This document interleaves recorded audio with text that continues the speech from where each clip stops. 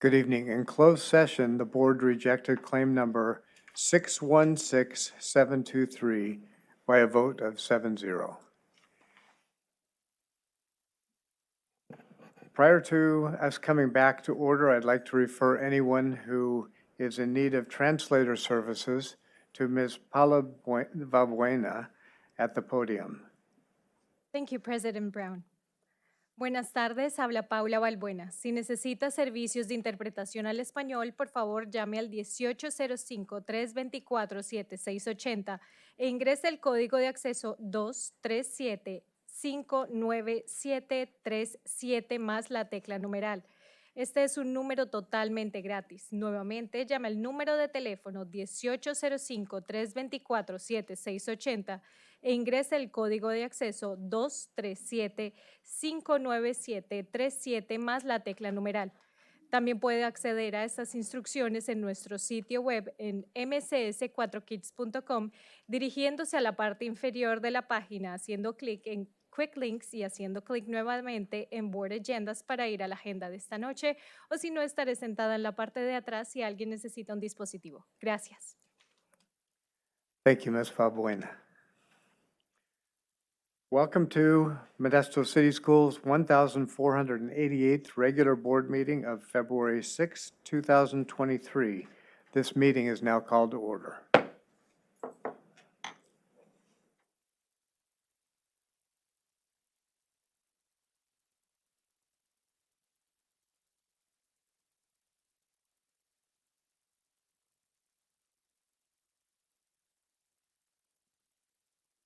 I'd like to invite everyone present to now stand for a moment of silence.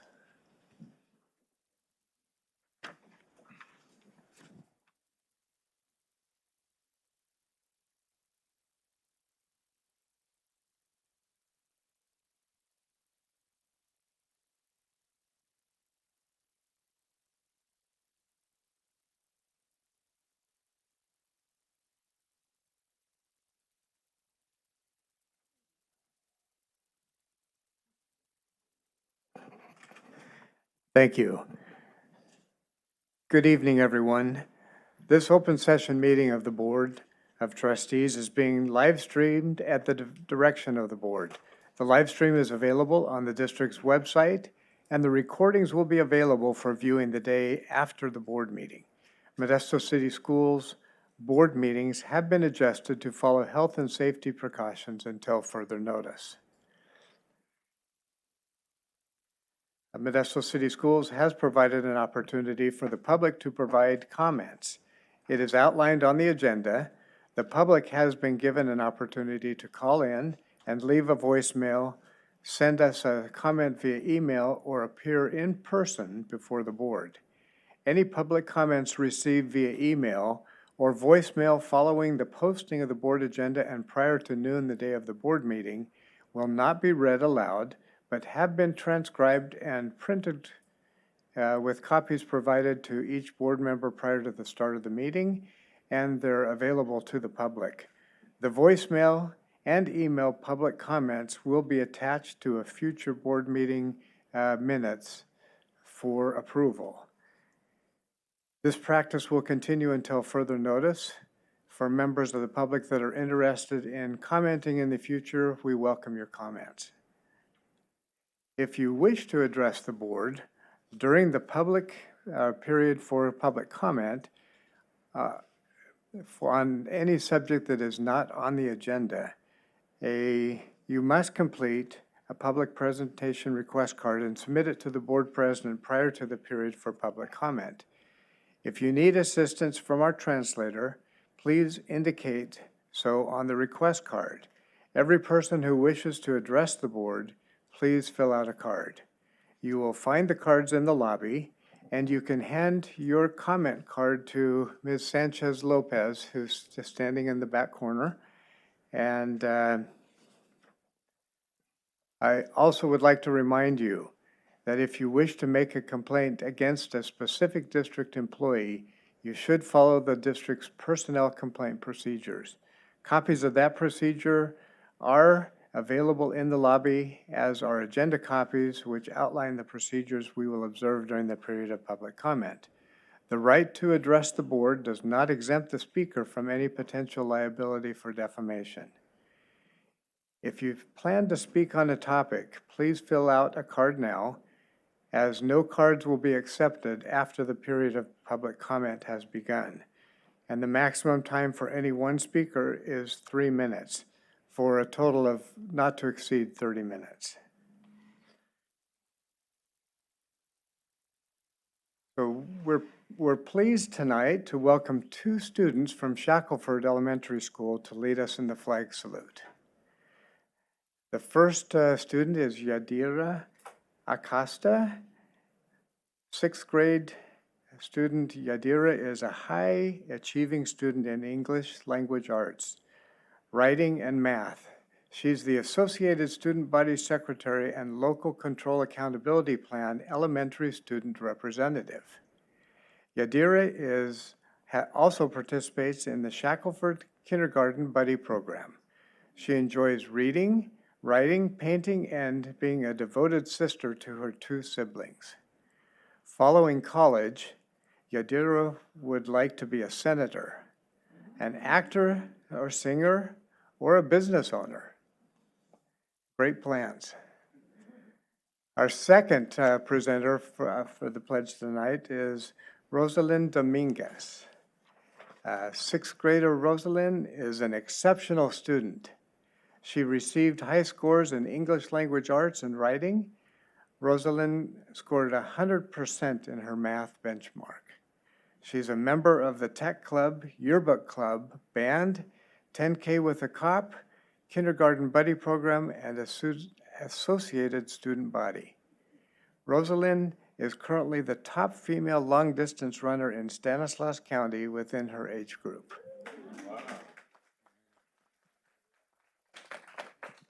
Following college, she would like to become a mixed martial arts fighter. Watch out for this one. So students, please lead us in the Pledge of Allegiance.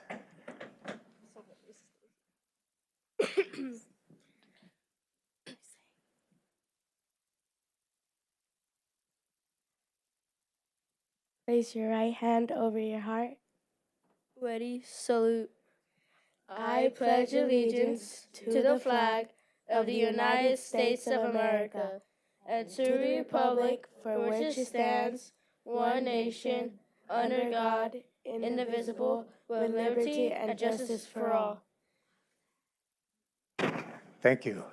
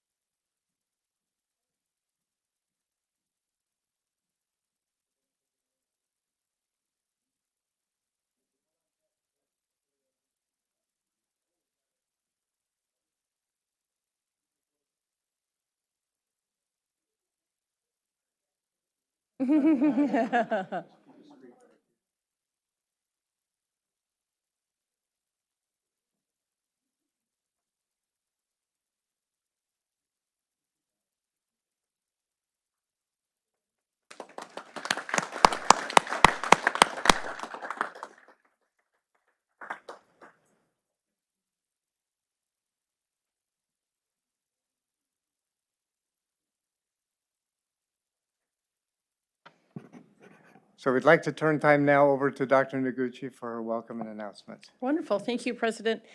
Thank you, President Brown, and good evening, everyone. Thank you for coming out again to our board meeting, and for those that are home watching us via YouTube.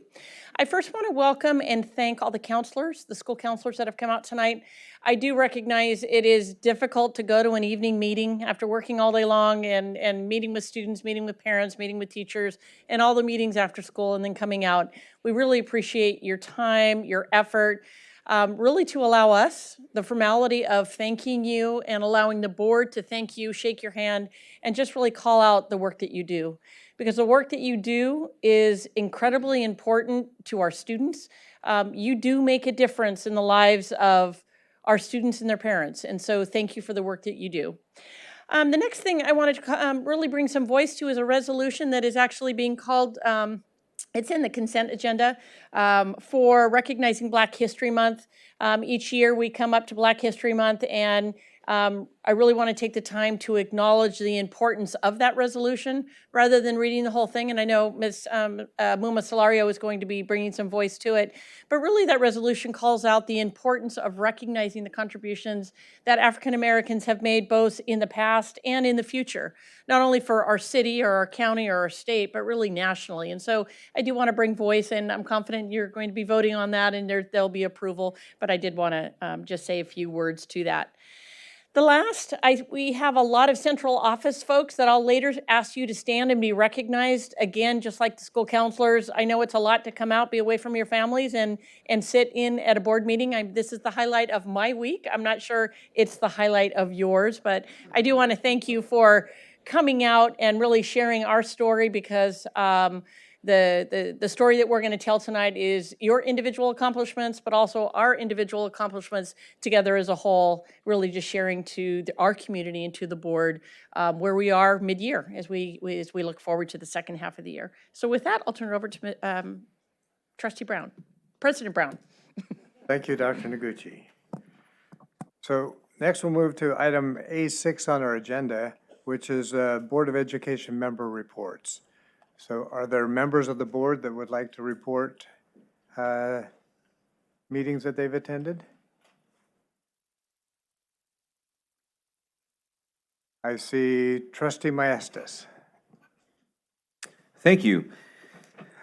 I only have one since the last time we met, and I had an opportunity to go to the Enox High School 8th grade parent night. And I guess dual role. I was there, board member, but really I was there because my son will be going there next year, so I was a parent. And the teachers were out, the programs, they were giving all wonderful information, so many great things going on at Enox High School. One of the things I was most impressed with were the students that came out to help on that 8th grade night. They were dressed in their program shirts and handing out flyers and speaking to parents and students about what their programs were, what they can get excited about. And I spoke to one young lady that is in the computer science program, and she very eloquently told my son what the program was about, what types of programming you could do, all of the game design types of things, and my son left pretty excited about going to school there next year. So my hats off and appreciation to Enox High School for putting together that night. And I know all the high schools had those. That was just the one that I attended, and it was very well done and a lot of great information, so I appreciate that. Thank you, Trustee Maestas. Next, we'll hear from Vice President Irvin. Yes, I got the wonderful opportunity to attend our open house at Elliott and Davis High School. Got a wealth of information over at Elliott, got to really engage with teachers and counselors at Elliott and looking at a lot of the things that they have going on and the future plans with new facilities coming in over there for career technical education. Just a lot of good things happening over there at Elliott. So it was nice to engage with their staff and folks over there. Then over to Davis, was over there, and it was quite eventful and packed over there at Davis with all of their programs and students displaying the different programs and services at Davis High School. Got to engage with the FFA students over there, BSU students. And so it was good to talk to some parents. I got a chance to engage with some parents at Davis High School. And so it was just nice to see what's happening at our school sites as far as open house, when we were shut for 2 years, and, man, it was just, crickets back 2 years ago. Now we're vibrant and engaged, and it's nice to see all of our teachers and administrators really hyped about things that are happening in our schools. Thank you, Vice President Irvin. Next, we'll hear from Trustee Daly. Good evening, everybody. I'm a little partial to Johansson High, so I visited their open house parents' night, and in that program learned probably mostly about FFA. I'm a huge animal person, and so I was able to get back to learn about the farm that they have on site. Unfortunately, they're raising turkeys this year because the price of pigs are a little high. But hey, turkeys can be fun too. So that was really exciting for me. The other exciting program that I learned about was the AVID program, which was helping individuals that are kind of in the middle. That would have been myself in high school, where learn to go to college. I didn't have that benefit, and so I'm excited to be able to watch that grow over there at Johansson as well. Trustee Marks? Thank you. Well, I wanted to go to an open house, but I had someone needed to be picked up at the airport at the same time, so I couldn't be in Sacramento, Modesto at the same time, so that was a bummer, but grateful for this last few weeks, and I was able to go with Trustee Brown, and I were panelists at the new board member workshop for our county. That was so fun. We got to meet some new board members in our county and answer some, and Trustee Jolene, Trustee Daly, she was able to attend that along with our superintendent. But it was just fun to be in that environment and meet new people and answer some pop questions from this county superintendent. So we had a good time. But it was great to be up there with you and 3 other board members from our county, or 2. Great. Any other board members? I want to make sure I'm not missing anyone. I'd like to mention a few things that I was able to attend. First of all, the CTE symposium that was held, the all-day affair for all of the 8th graders from not only Modesto City Schools, but from all the feeder districts, and it was an amazing day. I was able to be there for the entire day. I was there first to observe and see all of the exhibits, but I was also there as a presenter, a sponsor, and talk to students myself. It was exciting to be able to engage with so many students and try to help them see where their interests were. I was surprised at how many of them were there with bright, wide open eyes and no clue what they wanted, but I was grateful to see the extent of all of our programming that is offered within all of our schools. And the exciting thing for me was to be able to tell each of those students that you have a choice. You can pick any one of these programs, and the opportunity is yours to go to whichever school offers them and learn those things that interest you most. So I appreciate all the effort that went into putting that program together, and also all the effort that was put into making sure that every student had a chance to come and see it. It was amazing. Then, as Trustee Marks mentioned, the new board member presentation, that was enlightening, and I even learned a few things that I didn't know myself about what our responsibilities are as board members. Also attended the Budget Perspectives workshop that was held at the County Office of Education. So the presentation we'll hear tonight, I was able to hear a little longer presentation and get good perspectives of what we're working with in our budget year this year. Not as scary as I thought it was going to be, so look forward to the presentation that we'll hear about that tonight. So it's been a very busy couple of weeks for all of us as board members. So next on the agenda are recognitions, and I'd like to turn the time now over to Ms. Muma Solario for the presentations. Thank you so much. Good evening, everyone. Good evening, board, Dr. Noguchi, all of you. Thank you for being here tonight. We really appreciate you. This also is a highlight of my week, the special recognitions. Because this is our chance to recognize our students, our teachers, our staff members for all of your hard work, dedication, and also innovation. But before we begin our special recognitions tonight, I'd like to acknowledge two proclamations. Dr. Noguchi already spoke about a couple of them, but I'd like to go into a little bit more detail. And the proclamations, the board will acknowledge in the consent agenda. But first up, the board will be asked to approve the proclamation declaring the month of February as National Black History Month. Black History Month, as you know, is an annual observance aimed at recognizing the significant roles African Americans have contributed to our nation's and our community's history through many achievements in all aspects of society, including education, business, politics, science, and the arts. Staff, students, parents, and our community are encouraged to observe, recognize, and celebrate the culture, the heritage, and contributions of Black Americans to our country, our state, our cities, and of course, our schools. Tonight, the board will also be asked to approve a proclamation declaring the week of February 6th through February 10th as National School Counseling Week. And we have a number of counselors sitting right here in the front row.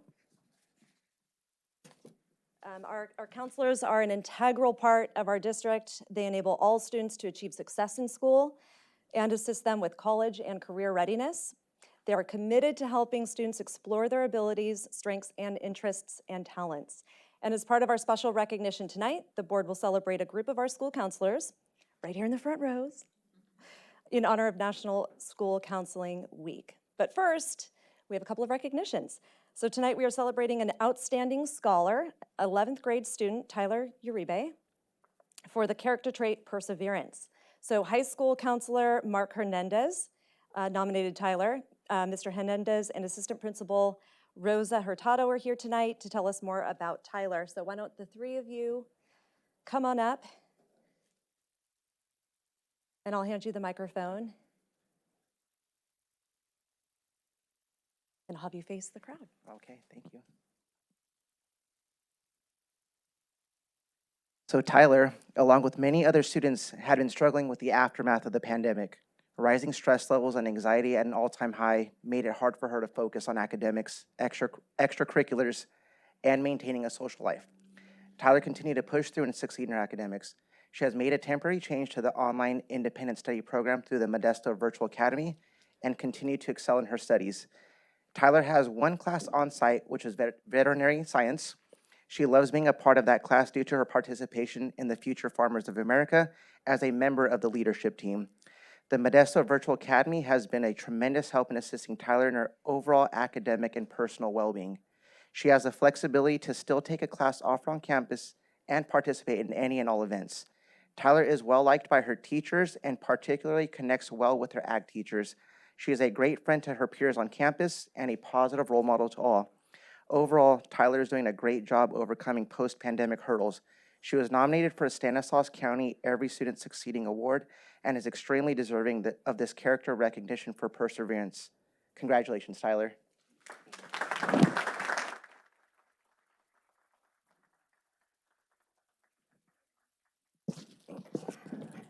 Going to invite Trustee Marks to come down for a photo.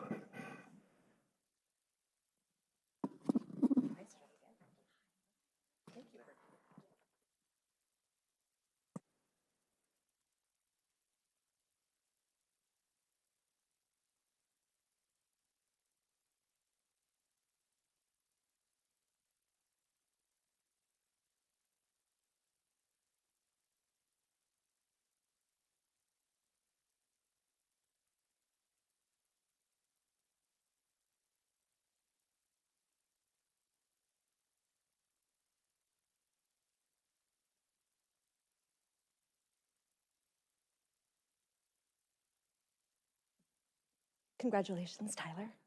Okay, so tonight we are also recognizing a career technical education teacher, Amy Pizzoni, at Enox High School. Amy was nominated by CTE teacher Brad Cornwell, who is also here tonight, to share more about his nomination. So Brad and Amy, why don't you, oh, you're right here. Right in front of you, yeah.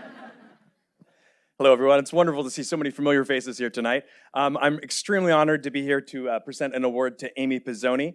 Amy is one of our district's biggest advocates for equity and equality. She continues to work extremely hard to remove barriers for women and minorities in computer science. One of the many ways Amy accomplishes this is through offering student clubs such as Girls Who Code, which teaches students about computer science in a fun and safe environment. It provides students with a sisterhood of supportive peers, role models, and an opportunity to use their skills to positively impact the community. While designed for students who identify as female to promote a girls' supportive environment, Girls Who Code welcomes all students who wish to join. Amy creates opportunities through a Skills USA chapter which empowers members to become world-class workers, leaders, and responsible citizens. Her Skills USA chapter received a Bronze Chapter of Distinction Award.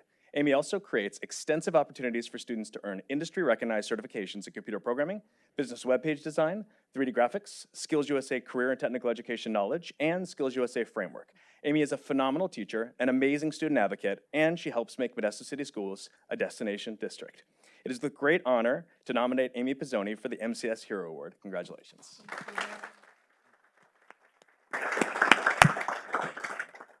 Trustee Maestas, please join me.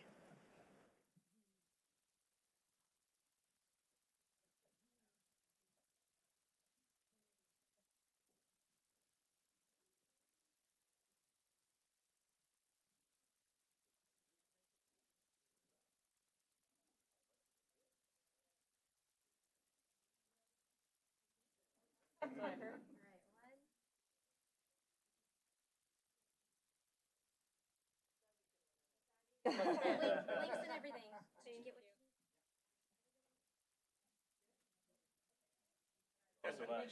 Very much appreciate it.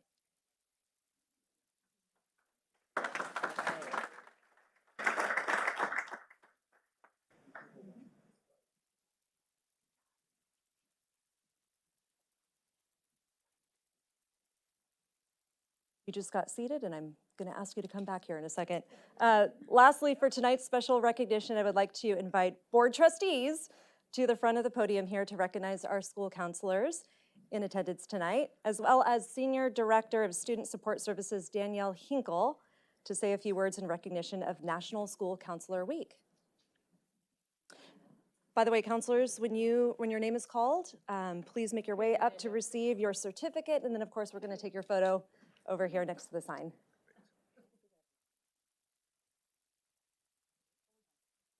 Okay.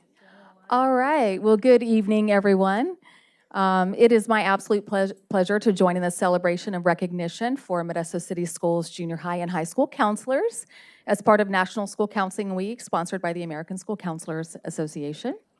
Definitely no doubt that our counselors support all students by removing barriers to learning, by addressing students' academic concerns, college and career options, and their social emotional support that they need.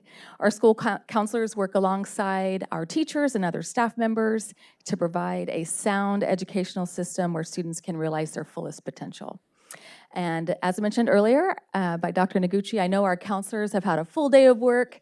For those of you who know, we are deep in the midst of balloting, which means we are helping our incoming 7th graders and incoming 9th graders as they get registered for school and select their classes. A very busy time. So I sure appreciate those of you that are here this evening for coming out. So with that, when I call your name, if you will please come up to the front, and we will provide you with your certificate, and you can shake some hands. So first up is Sophia Zaragoza from La Loma Junior High School.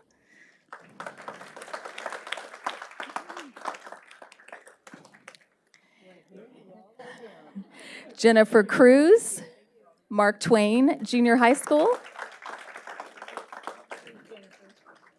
Jessica Valero Pineda, Mark Twain.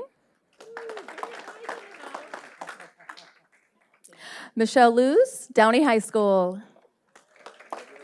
We've got Downey in the house tonight. Next, we have Lila Martinez, also from Downey High School. Marissa Racinos, Downey High School. Daniela Tapia, Downey High School. And of course, we cannot miss Mark Hernandez from Gregory High School.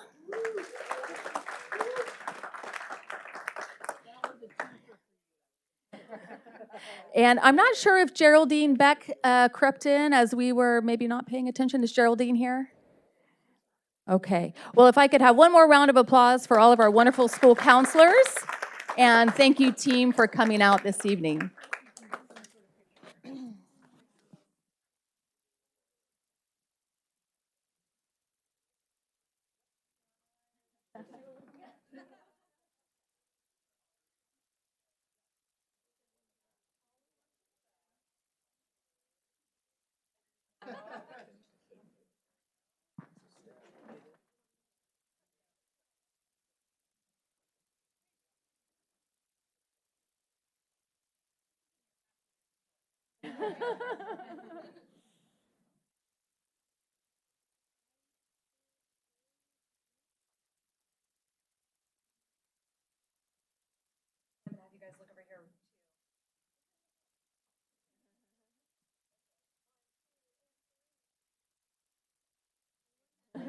Wait, one more for me. I'm sorry. I'm so sorry.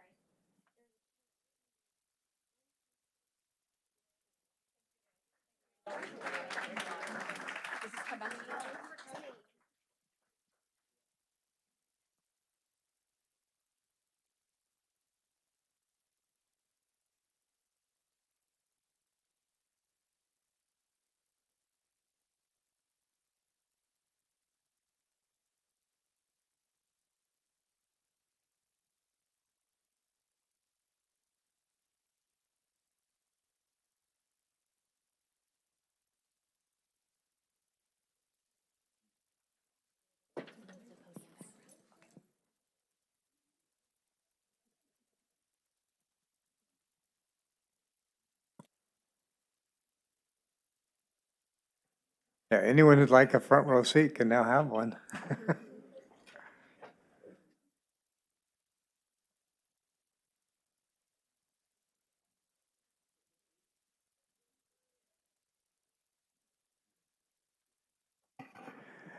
So next on our agenda this evening is the approval of the consent agenda. Are there any comments regarding consent agenda items? Anyone from the public?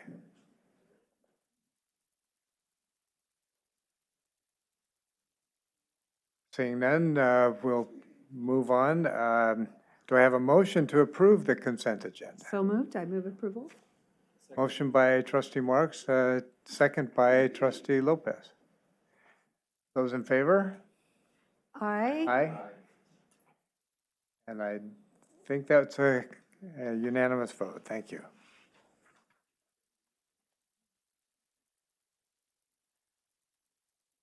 So next we move to the approval of the order of discussion and action items. Do I hear a motion to approve the order of discussion action items? Trustee Mejia. I'll second. Seconded by the other trustee Mejia. Trustee Maestas. All those in favor, please signify by saying aye and raising your hand. Aye. Any opposed? I wasn't looking. So that motion carries unanimously. Thank you. And we're now moving to the period of public presentations. Thank you for attending tonight's meeting and showing interest in our schools. I haven't counted them yet. 1, 2, 3, 4, 5 cards.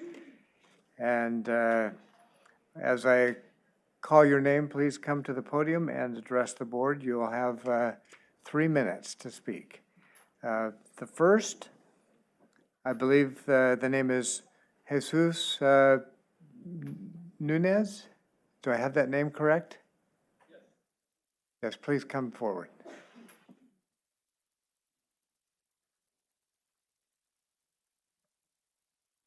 Good evening, board. My name is Jesus Nunez. I'm here to simply introduce a local nonprofit organization that is functioning here in Turlock and Modesto areas. We provide free well testing to anybody that has a well in their property and mainly use it for drinking water. We can provide comprehensive well test, inform the resident of their water quality, and potentially provide free bottled water delivery services if their well comes out in exceedance according to the state of California. In some special circumstances, we can also provide a water treatment system as well. And yeah, I'll be here till the end of the meeting. I have more information if you would like. Please feel free to reach out to me. I'll be right here, and I have flyers, and we also hope to host a high school contest and resource fair up in early May. We've hosted one last year, May 5th, and some Modesto schools actually participated. So we're going to continue outreach for that and hopefully spread awareness of the nonprofit and what it's able to do for the community. Thank you. Thank you for your comments. Next, we have Gladys Williams.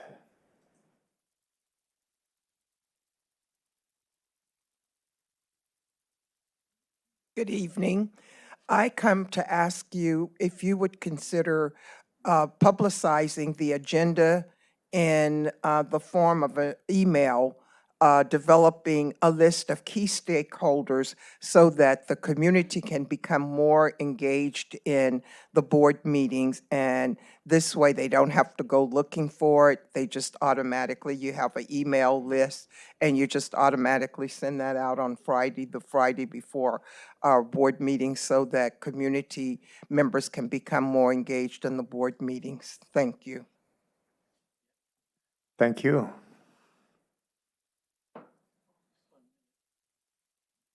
Next, I'd like to invite Sebastian Jones to come to the podium.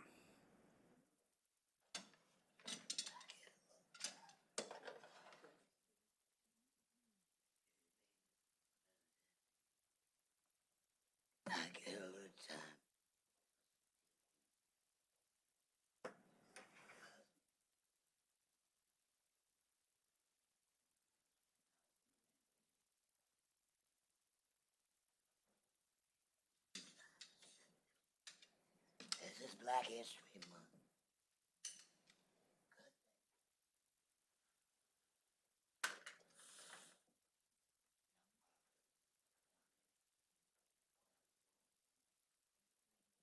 President Brown, can we ask to start the time until he comes up to the microphone? Yes, I'm asking. Yes, please. I'm asking for 5 minutes because of my, now that I know I'm disabled, I didn't think that. So, is it granted? I didn't know you started me. I'm going to extend that, please. Okay, I gotta see that clock change. So can we restart that and set it for 5 minutes? Thank you. God bless you. All right, good afternoon. Well, it ain't started, better go. Take a chance at it. Good afternoon, board. I'm here on a mission. I don't mean to bring no harm or anything. People know me. This is my passion. Well over 15 years.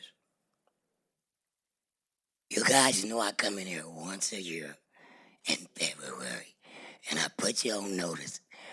We're looking to have that Dr. Martin Luther King school, and then I leave. I wait till next year. But let me tell you something. I've been wounded. I don't know what you have here, Doctor. I can't even pronounce you. But I was disrespected on January the 16th. Now, I wasn't invited to this event. They invited me. They said, Sebastian, you need to be recognized for the park. And I know you're working on the center. Yes, I am. But it's okay. But no, you need to be there. If I knew that they were going to train wreck me, Mr. Irvin, Jeremiah Williams, and Mr. Evan. They're all Masons. Why invite me to march? You call me because you know for many years I've been asking, let's do a Martin Luther King march. I'm crazy about Martin Luther King. I'm going to tell you now. I'm going to speak like Sebastian because I am who I am. I don't talk proper. But here go my commission, the Martin Luther King Committee, and they wanted to honor me. But them three fellas got together. For many years, they've been beating me up. Yes, they have. School board, John's against her, naming the school after Dr. King. He want to get this woman. Well, we're trying to move out this racial stuff here, and we're trying to honor, and let's quit being last. Do you know that park? I brought them $8.5 million. Do you know we was the last big city to have a park named after Dr. King? Some of you guys over here been knowing me, I've been talking about Dr. King. And guess what they did to me? This the sad part. See, I'm Sebastian. They was up there getting their awards from the senators in the Congress. They didn't give me nothing. Here they go right here, though. They handed to me when the senators and the congressmen left behind the curtains. And let me get to John, you ought to be ashamed of yourself. Do you know they called me up there to speak? Do you know that they turned the music up on me? They drowned me out. But they had their fun. John's up there getting his reward, happy. Jeremiah, all them. But what about Sebastian?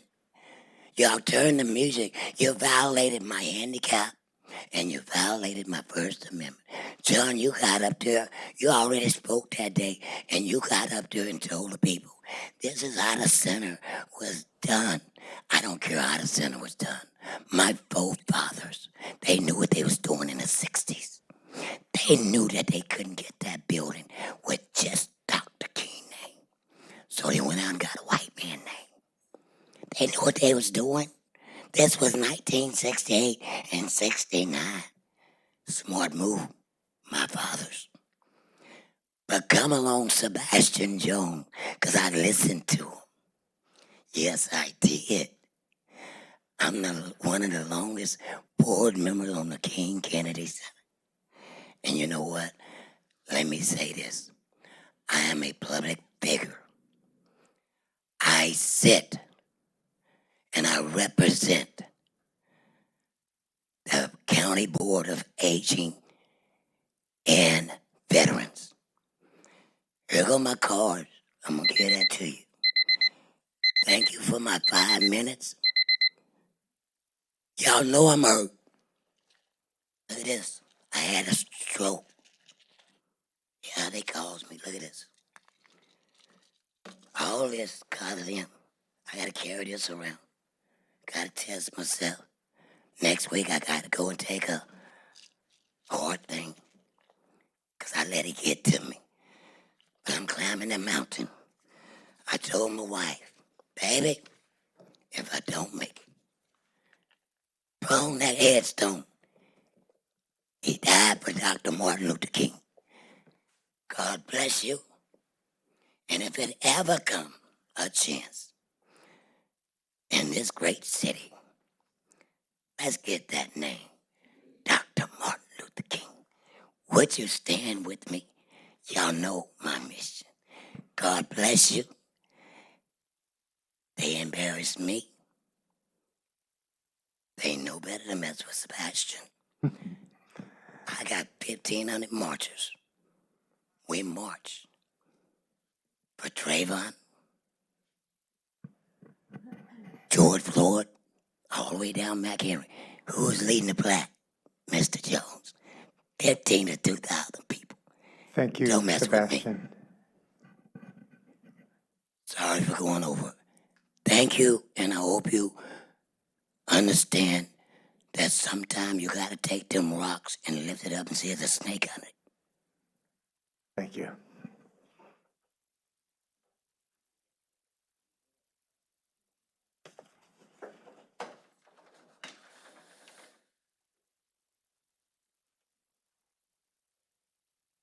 I apologize for my disability.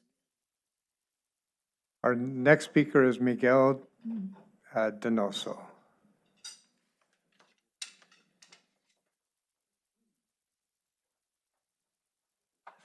Thank you, Mr. Chairman. I was requesting to speak in the presentation of the superintendent, but I can move along because I need to go to my house pretty soon. Mr. Chairman, all the documents that we have here by the district is a violation of the Demely a la Torres Bilingual Service Act. They say that any documents or information over 5% of the group that not speak English properly or write it, it has to do the translation for any document if you receive state funds. The same time applied to Executive Order 13166, limit English proficiency at the federal government.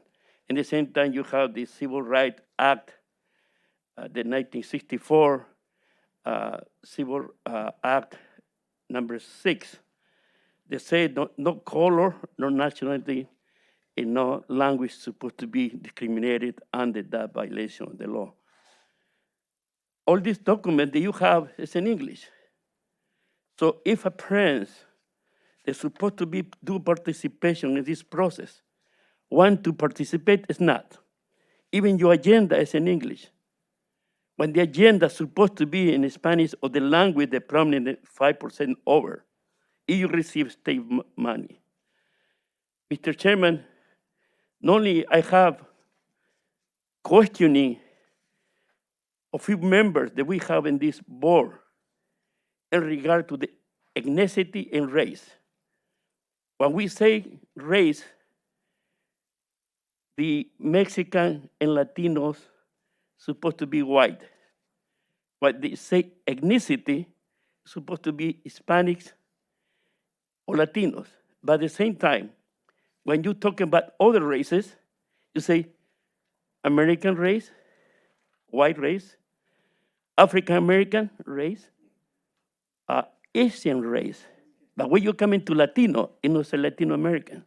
When it comes into Hispanic, it no say Latino Hispanic. So the question is, are we Americans or not? That's the question.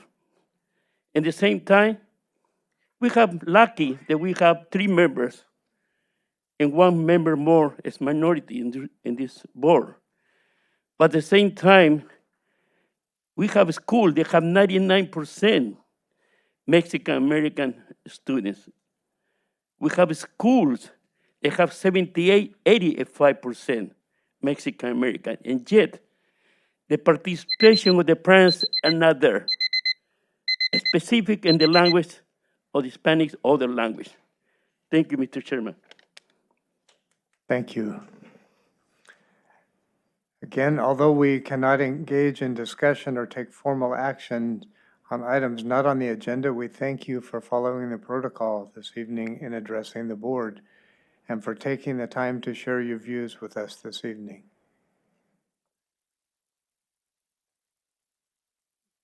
I'd like now to invite our student representative, but before I do, I'd like to acknowledge something. I want to congratulate our student board member for a special honor that she received this week. She was honored by the Stanislaus County Commission of Women as one of the outstanding young women in Stanislaus County. And congratulations. Now that I've thoroughly embarrassed you, would you please give us your report? Thank you, President Brown. Good evening, everyone. I hope everyone's had a great day today.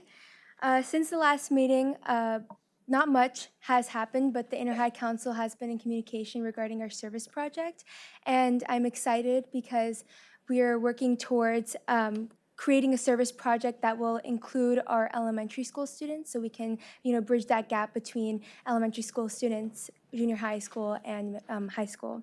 Majority of the high schools actually finished their homecoming last week, so we're wrapping that up, and for some of us, like me, it's our last homecoming, so it was a bit bittersweet.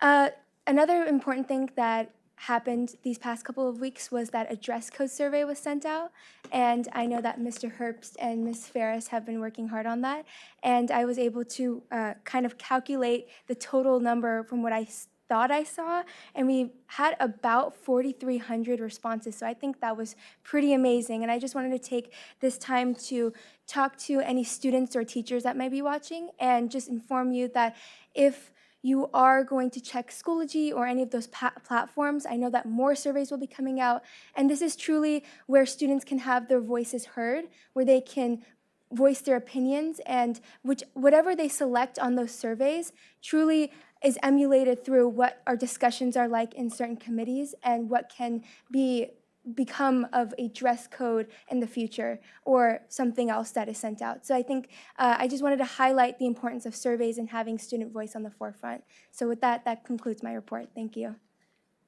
Thank you very much. So on the agenda, we're now moving to item B2, and this is the approval of services agreement with Stepping in the Right Direction, sponsoring a historically Black college or university HBCU tour.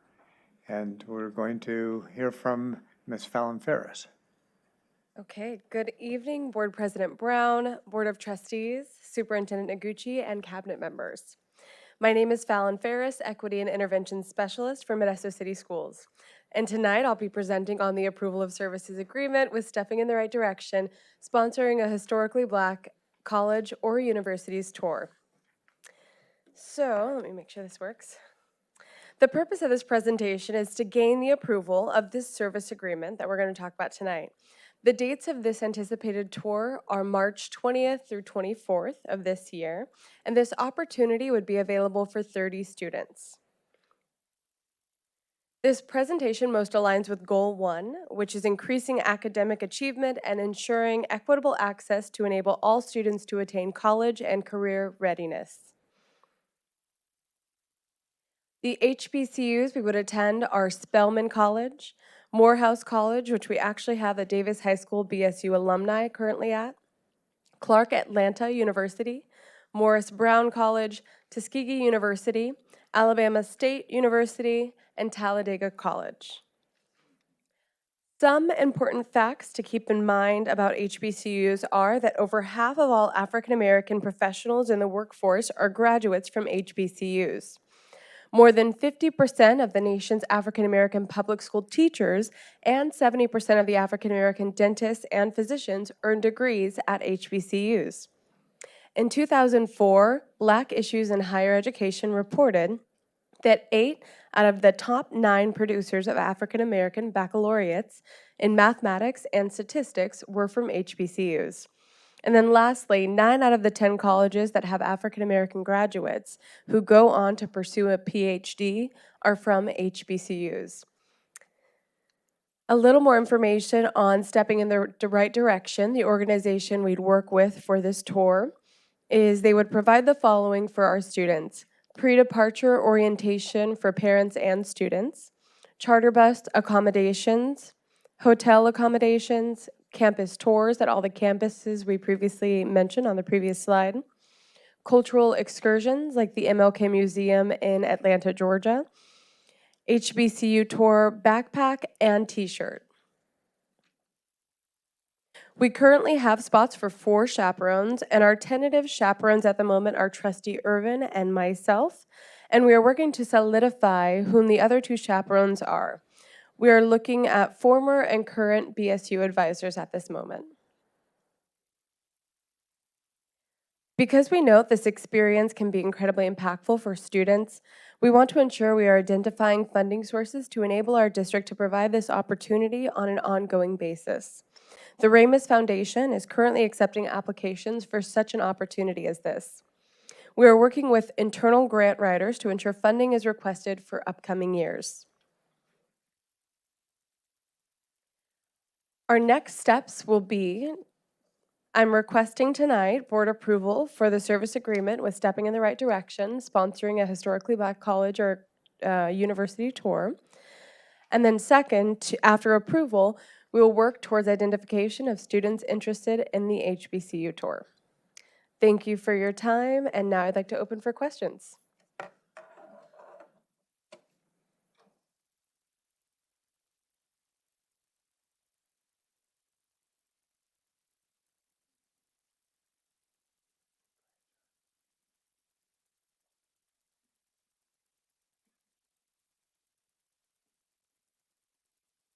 Yes, since I'm going on the tour, I'm going to recuse myself from voting. So are there any comments from the public regarding this agenda item?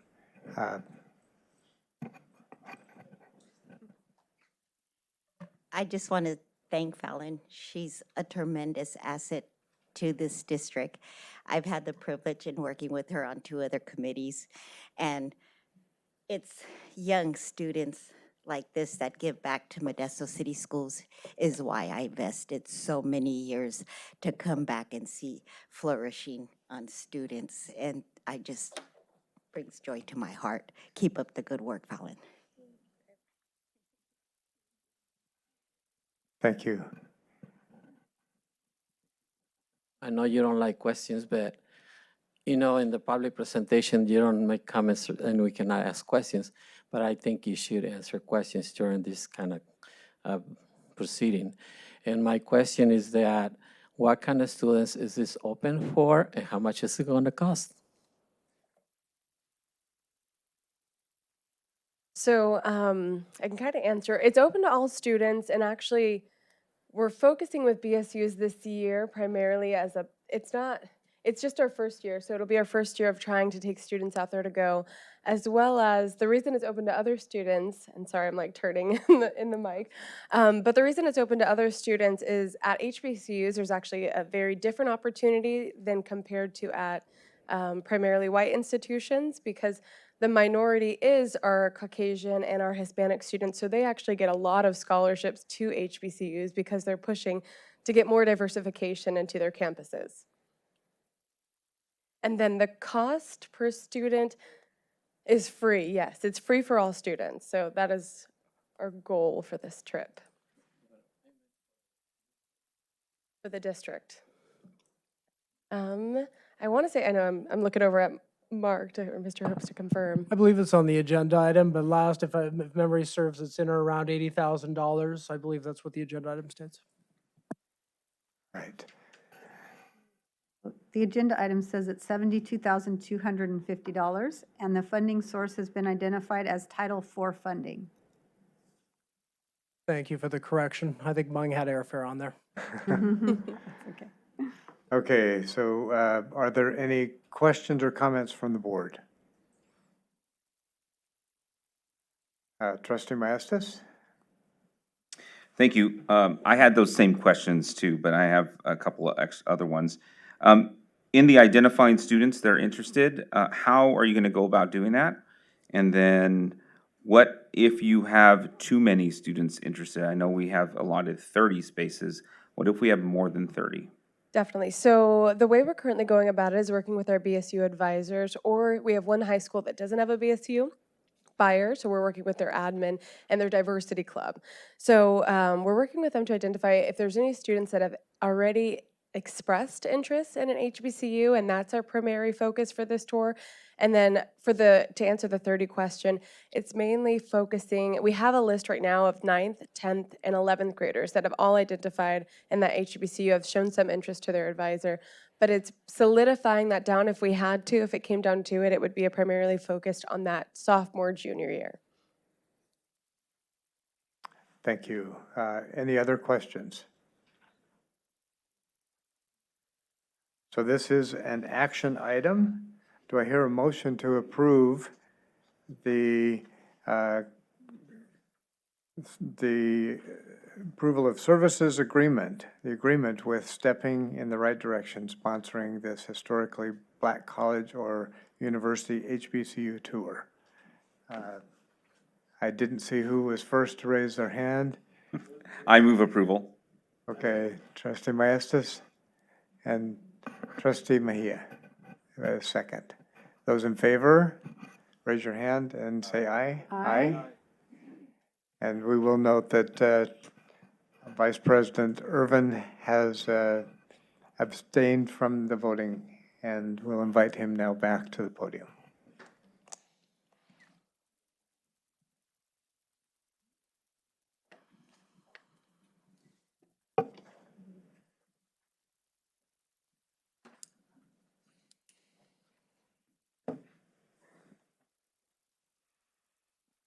Next item is our big agenda item for this evening, item B3.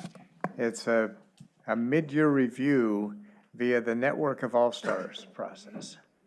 Thank you. Dr. Thank you, Noguchi. thank you, President Brown, and all of the, the team members. If you guys could move on up, you're going to be part of this team. So it looks like you guys already did. Thank you for that.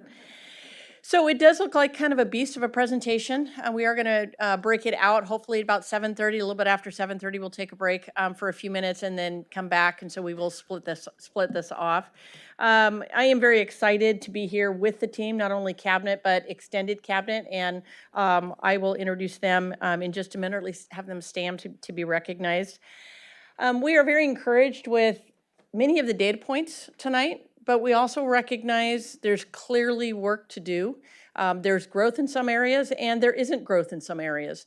The benefit of really taking a deep dive mid-year really gives us an opportunity to set course for the second part of the school year as we report back to you in August. I would like to recognize the central office staff that are here to help support this work. So if you could please stand to be recognized right now. There's quite a few of them out there.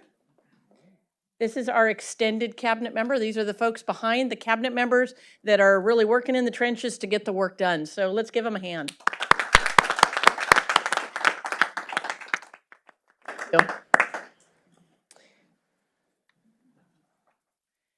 The purpose of this presentation is really to provide the Board of Education and the community a mid-year review on the actions and the services that align to our strategic goals. And you're reminded that we have our strategic goals from 2022 to 2024 to align with our current LCAP. Something that's a little different in this presentation is going to be a balcony view, meaning it is going to take a very large scope of the work as opposed to drilling down into the work. Each board meeting, we do different presentations and we drill down into each of the programs or the initiatives. That is not what you're going to see tonight. Rather, you're going to see a large scope of work from every single department in this district office. I do recognize there's going to be questions that you have that is not going to be addressed in the slides. We can answer some questions because we have our Army out there to support us in answering some questions, but we'd recognize we're not going to be able to answer them all, and we'll get back to you. Mr. Herbst has agreed to just chart all the questions that we have, and we will provide those answers to those questions at a later date in a report to you. I really anticipate digging down to specific student groups, for instance. Today we're going to be digging down into our ELs and our special ed as opposed to all the student groups. However, there may be a board member that wants to have specific student level data, and we can do that.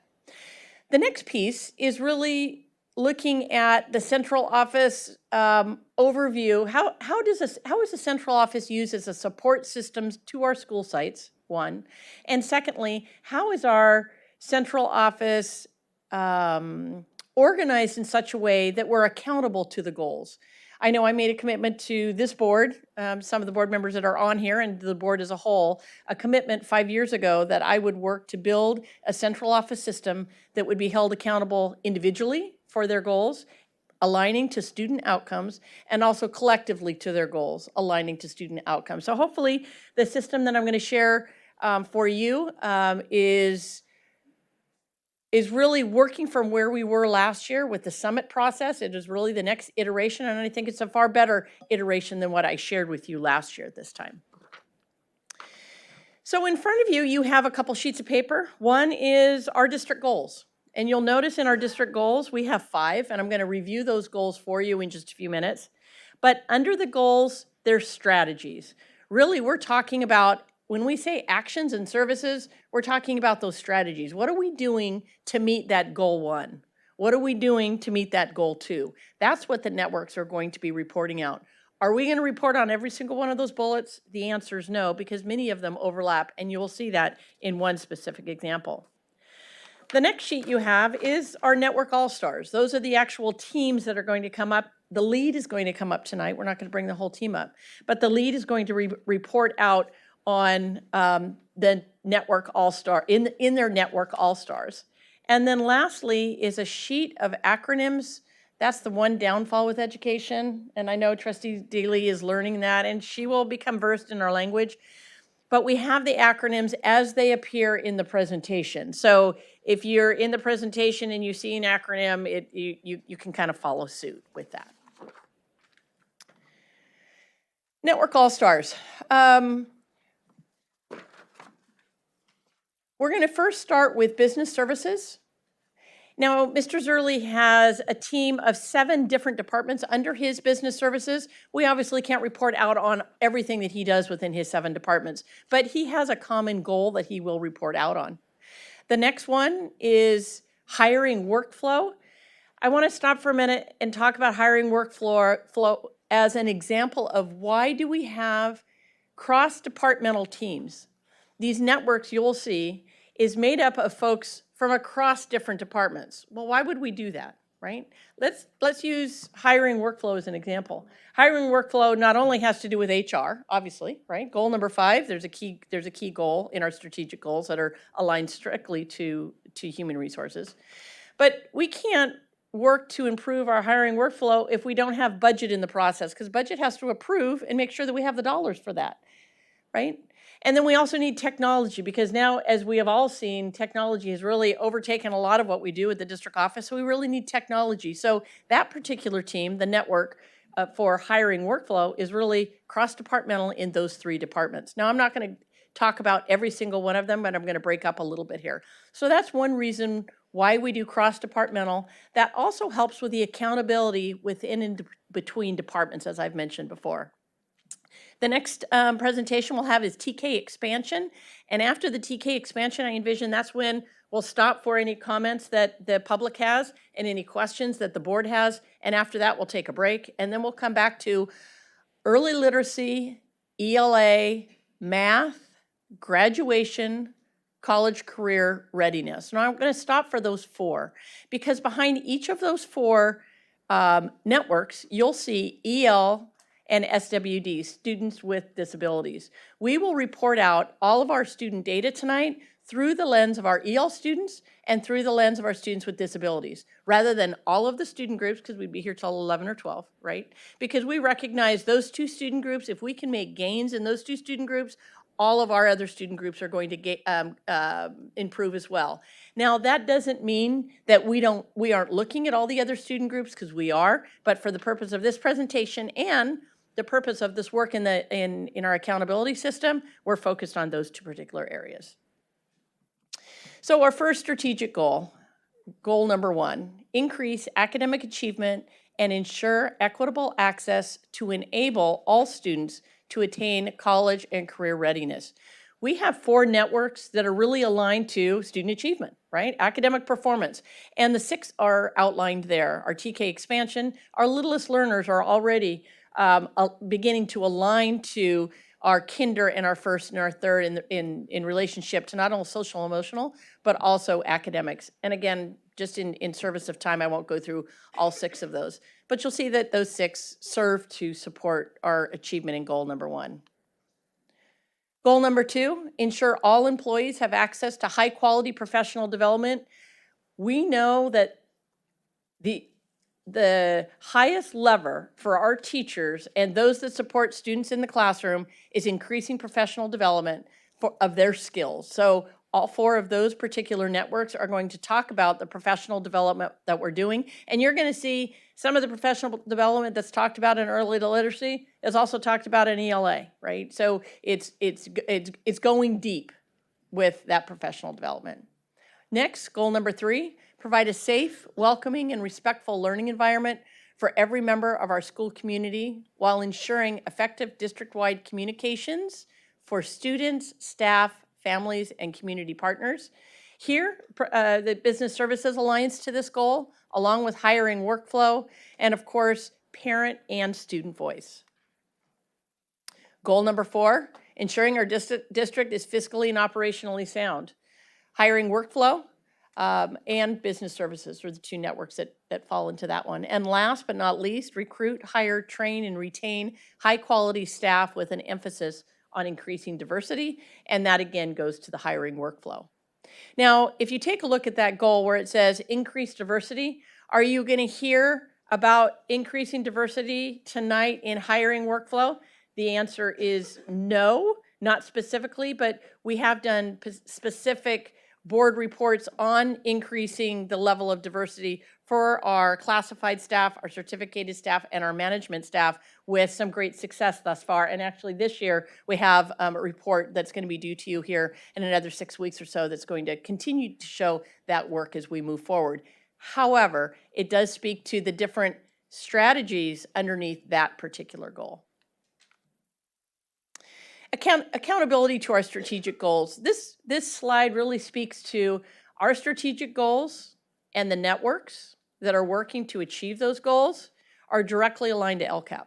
If you look at our strategic goals and you look at our LCAP, it's one and the same. So really, we are giving a precursor to the report that we're going to get at next board meeting, at our next regular board meeting, which is March 8th, I believe, that we're going to be getting an update on the LCAP and the LCAP metrics. So some of what you're going to hear next time is going to be very familiar as we move through tonight's presentation. So how do we do this work? We've got goals. We've got strategic goals, and now we have network goals, but how do we get the work done? Really the importance, and my job as a superintendent has been laser focused at trying to create coherence, really cascading down the goals here. How do we cascade that work down to ultimately the classroom? Because that's ultimately where we're going to see the impact on our students. We first started in our strategic planning. Strategic planning, all the folks out here are part of that strategic planning, and that's our extended cabinet and our cabinet. We start in September by identifying the goals and creating our network teams. We identify not only the goals, but we identify how are we going to measure that we're making progress? Because we can't just wait till the autopsy at the end of the year. How do we know we're making progress? In January, they have to report on that progress, and just 3 weeks ago, all the networks reported out on all of this in preparation for tonight, so they're well versed. And then ultimately in June, we go back and say, okay, did we hit our mark? Did we hit our KPIs as we identified? If we did, great. If we didn't, why not? What's the barrier, and how can we adjust for next year? And we'll do a cursory, what do we need to bring back for next September as we continue this cycle for next year? So we have our goals and we have our networks. We then have monthly meetings with extended cabinet. A lot of that extended cabinet is built on building their capacity as leaders, because from them, they also work with individuals and working with the directors. So how are we building their capacity as leaders? But we also identify specific time within that monthly meeting for network time, for a check-in. How are we doing? Where are we at? You know, President Brown, you said you were going to do this. Did you get that? Trustee Lopez, were you able to do that? So it's a check-in, and that's a once-a-month check-in. Additionally, we have a teaching and learning monthly meeting. Not all of the departments are part of that, but these are the team that really focuses on the academic and the site support for school sites. We have division meetings that all of the cabinet have with their individual teams, again, asking how those goals are moving. And then HPT, which is High Performance Team, again, another network that really focuses in on these goals and other work and direct services to school. Now there's the other accountability piece. So how are we really held accountable? I know that I have a meeting, let's say with Mr. Godot tomorrow. At the very top of his one-on-one agenda is his network goal. So where are you at with it? Because the expectation is if he is in that particular network, even though he's not the lead, because we don't have, for the most part, a cabinet member being a lead. We have an extended cabinet being a lead. It's still accountability on a weekly or bi-weekly basis, depending upon their particular meeting. They, in turn, cabinet members should say one-on-one meetings with staff. They provide the leadership, but they also, within their one-on-ones with all of these wonderful folks out here, also ask where are they relative to their goals and their networks. In a formalized sense, I just finished mid-year reviews with cabinet, and in all of their cabinet mid-year reviews, I identified work that has been done in their networks and work that is ongoing, because I think there was only a single goal that has already been met out of the 30 that we have, or not 30, maybe the 20 that we have. And then obviously at the end of the year. So there's a direct formal accountability to the goals that are out there. So the whole point is this: if you have a set of goals and you don't have a structure to work on them and to talk about them and to identify what's not working and what the barriers are, and you don't check in with some sort of accountability measures and support structures, they're just goals, right? They're at the end of the year and you do an autopsy. But I do believe that they're alive and well. Individually, they're owned, but collectively they're owned as well. This is my last slide before I turn it over to Mr. Zerly. So here's the network leads. Business Services, Tim Zerly is the network lead here for his 6 departments. Recognize that is a pretty far-reaching to have one goal that's going to oversee 6 of those goals, but all of them fit to really efficiency and effectiveness of our systems and our, how are we providing support systems and structures for our school sites. Hiring workflow, you'll hear from Sarah Gill. TK expansion, Lori Hewlin is the lead. Early literacy, we'll have Daniel Hinkle. ELA, we have Amanda Moore, and I want to stop for just a second.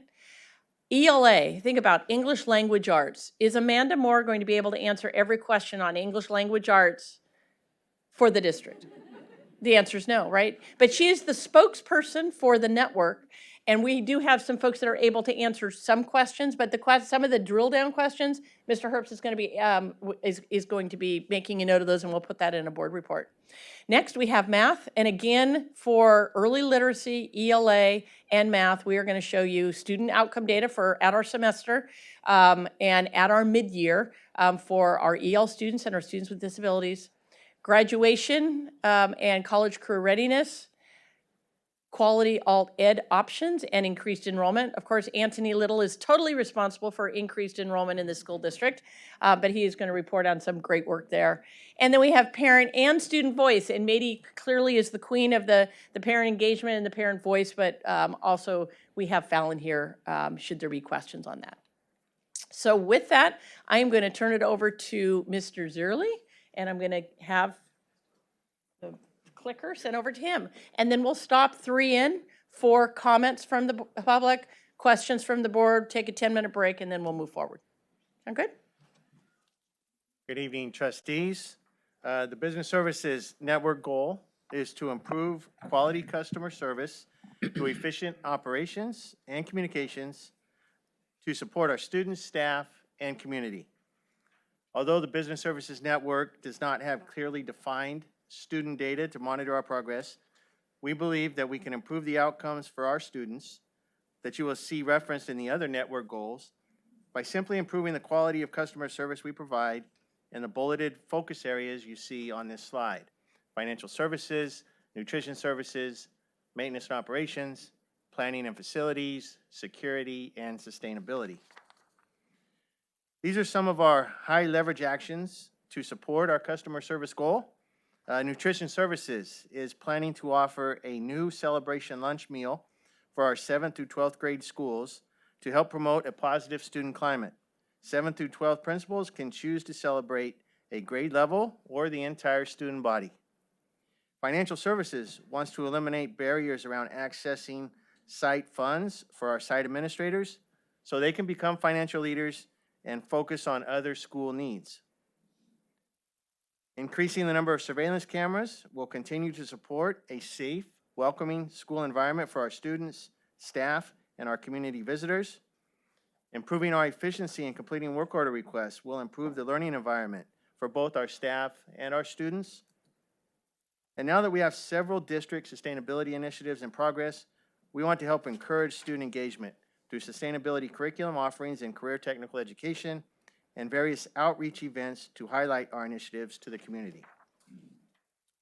Some of our next steps are to, there we go, select one school-wide student lunch celebration pilot school. Now, we already do student celebration lunches, but this would be a new meal offering.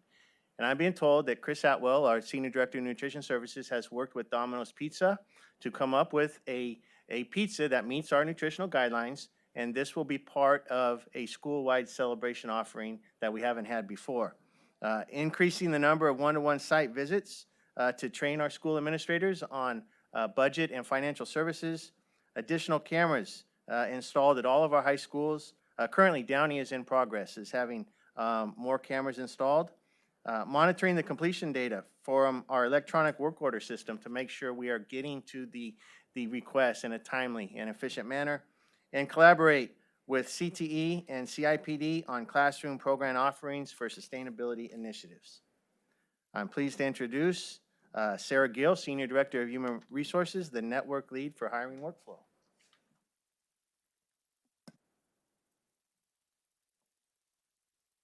Good evening. The Hiring Workflow Network team is focused on two goals.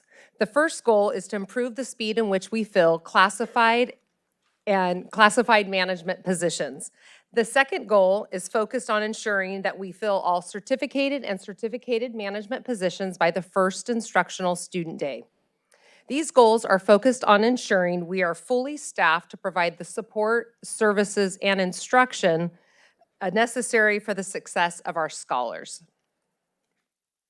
High leverage actions include negotiated agreements with our labor partners to incentivize employees to provide sufficient notice of resignation or retirement with the goal to fill the position prior to their separation. We also negotiated to decrease the minimum number of days to advertise from 10 days to 5 days and have also implemented eligibility hiring pools.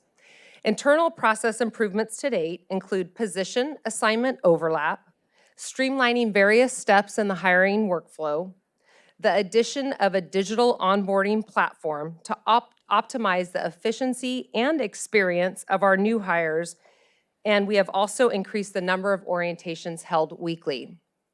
Additional high leverage actions include targeted recruitment strategies such as our very own MCS hiring events. We've expanded experience-based compensation to attract more experienced staff, adding hiring incentives for hard-to-fill positions, and also expanded recruitment outreach to include radio and digital streaming ads in targeted markets. As we continue to strive to increase the diversity of our staff, we are also pursuing out-of-state teacher recruitment, including historically Black college fairs. Progress monitoring also shows that the speed in which we are filling vacant positions has improved by 38% over the prior school year, and the current certificated position fill rate is at 97%.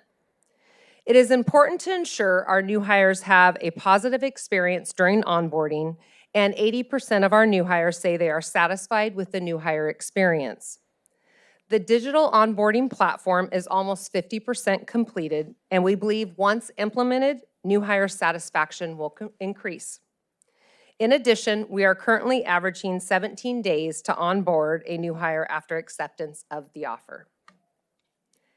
Next steps to continue our work include implementing the digital onboarding platform, continue to streamline the hiring workflow process, expand our hiring eligibility pools, attend and host strategic recruitment and hiring events, and also explore internship and apprenticeship opportunities.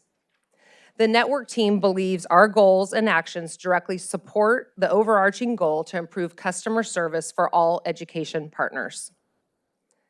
Next, I have the pleasure of introducing the TK Expansion Network Lead, Lori Hewlin, Senior Director of School Leadership. Thank you. Okay, so TK Expansion has two goals: to increase transitional kindergarten enrollment by 45% year over year, and increase the number of kinder students who are proficient in social, emotional, and school-ready knowledge as measured by the end of the year Kindergarten Student Entrance Profile and Hegarty Early Learning Assessment. For Goal 2, this is the first year that we are assessing our students, so we will not have baseline data until the end of this school year. For our high leverage actions, we have been doing facility planning. It's an ongoing comprehensive project that includes people across multiple divisions. Through site visits and meetings with administrators, we are able to develop a facility use plan that supports all student programs, including our expanding TK. Recruitment has been extensive and continues as the state and nation face staffing shortages. Enrollment has been a collaborative effort across many departments and includes outreach at locations across the city and social media. Curriculum has been vertically articulated with our ECE programs and into early elementary. This cohesive continuum is research-based and supports the ongoing learning needs of students to ensure that early gains are not lost in later years. There is an ongoing professional development for site teachers as they implement new assessments and pilot language arts curriculum. And thanks to the approval of the consent agenda, our TK classrooms will now be getting new learning environments to support their cognitive development. So the first metric that we use to monitor Goal 1 is we're looking at TK enrollment. And the birth date age range increases 2 months each year until full implementation in 24-25. The projected numbers are based on birth rate and historic enrollment percentages of non-required grades, and for TK specifically, the expanding birth date range. Our goal is to increase the number of families that participate in our TK opportunities and decrease the number of families that opt out. As you can see in our data, we are reaching families at a rate higher than projected, and we are continuing to see incredible growth in this program. One of the assessments used to progress monitor Goal 2 is the Kindergarten Student Entrance Profile, or KSEP. The assessment measures social emotional skills and school-ready knowledge using a 4-point rubric. The data is collected through an intentional observation of naturally occurring behaviors, communications, and interactions that students have in the classroom and on the playground. The data you are seeing is beginning of the year data. The data is used to monitor the progress that will come from the assessment at the end of the year. This is the first year that we're using the KSEP in TK, and will establish baseline data at the end of the year. So we would expect to see many of our students scoring in the not yet or emerging, as most of our students have not had any school experience when they took this assessment in, or participated in this assessment in August. The Hegarty is the second assessment used to progress monitor for Goal 2. It's an early literacy assessment. This assessment measures the development of school skills needed to learn to read and write. Again, we expect to see a lot of red, as this data is from August and most of our students had no school experience. The data from this same assessment given at the end of the year will be our key performance indicator of program efficacy. For our next steps, we get to install those new learning environments for our TK classes. We'll continue to provide professional learning. We'll analyze and compare the data at the end of the year, and we're monitoring enrollment numbers ongoing. And we're already beginning to plan, not for next year, but for the following year for our facilities.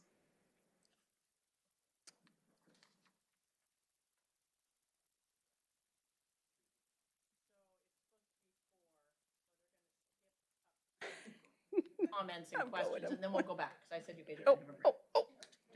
Too far. Okay.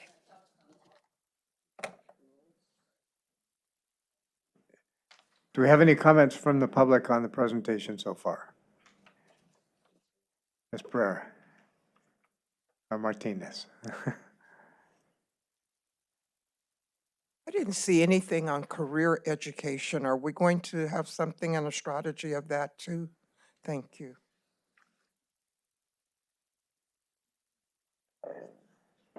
I just want to compliment this. It's good stuff. Keep going. Thank you. Great. Any questions or comments from the board at this point?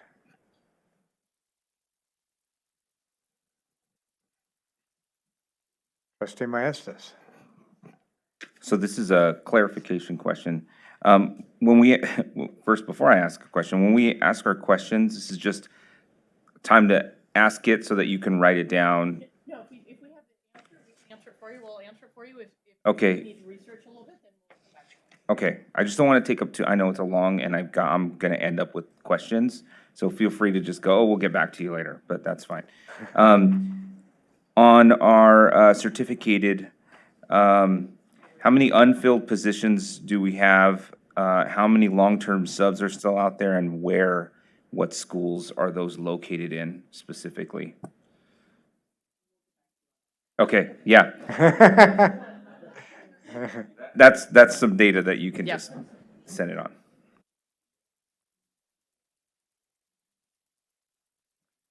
Trustee Daly. I would like to see how the social emotional learning for TKs is indicated, what evaluation process. So I know I'll get back to you, question. And that's going to be through the Haggerty. It might actually, Ms. Hewling, can you answer that?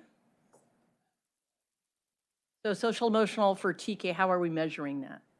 Social emotional is measured on the KSAP. Okay. Here, let me get to my notes. I actually have a few more notes on it, but not a lot.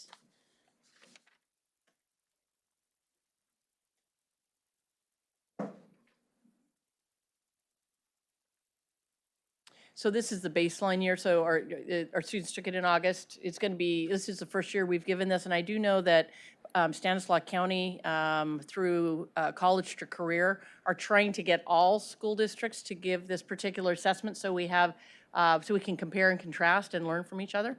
And so once we take a look at where our students are at in May, then what you'll see in September, October, we come back and give a beginning of school year, which will then follow through with the middle. There we go. Expert right here. And just to add on the KSEP, there are 6 different social emotional assessments and observations that teachers take throughout the year. And then their students are assessed on those 6 assessments. Is We'll there a provide more possibility? specific data. Yeah, is there a possibility to get the list of the 6? Absolutely, I have it Some here. point, okay. Yeah, absolutely. Any other comments from the board? Or questions? Okay, we'll break now for a 10-minute period of time and come back with the rest of the presentation. Perfect, thank you.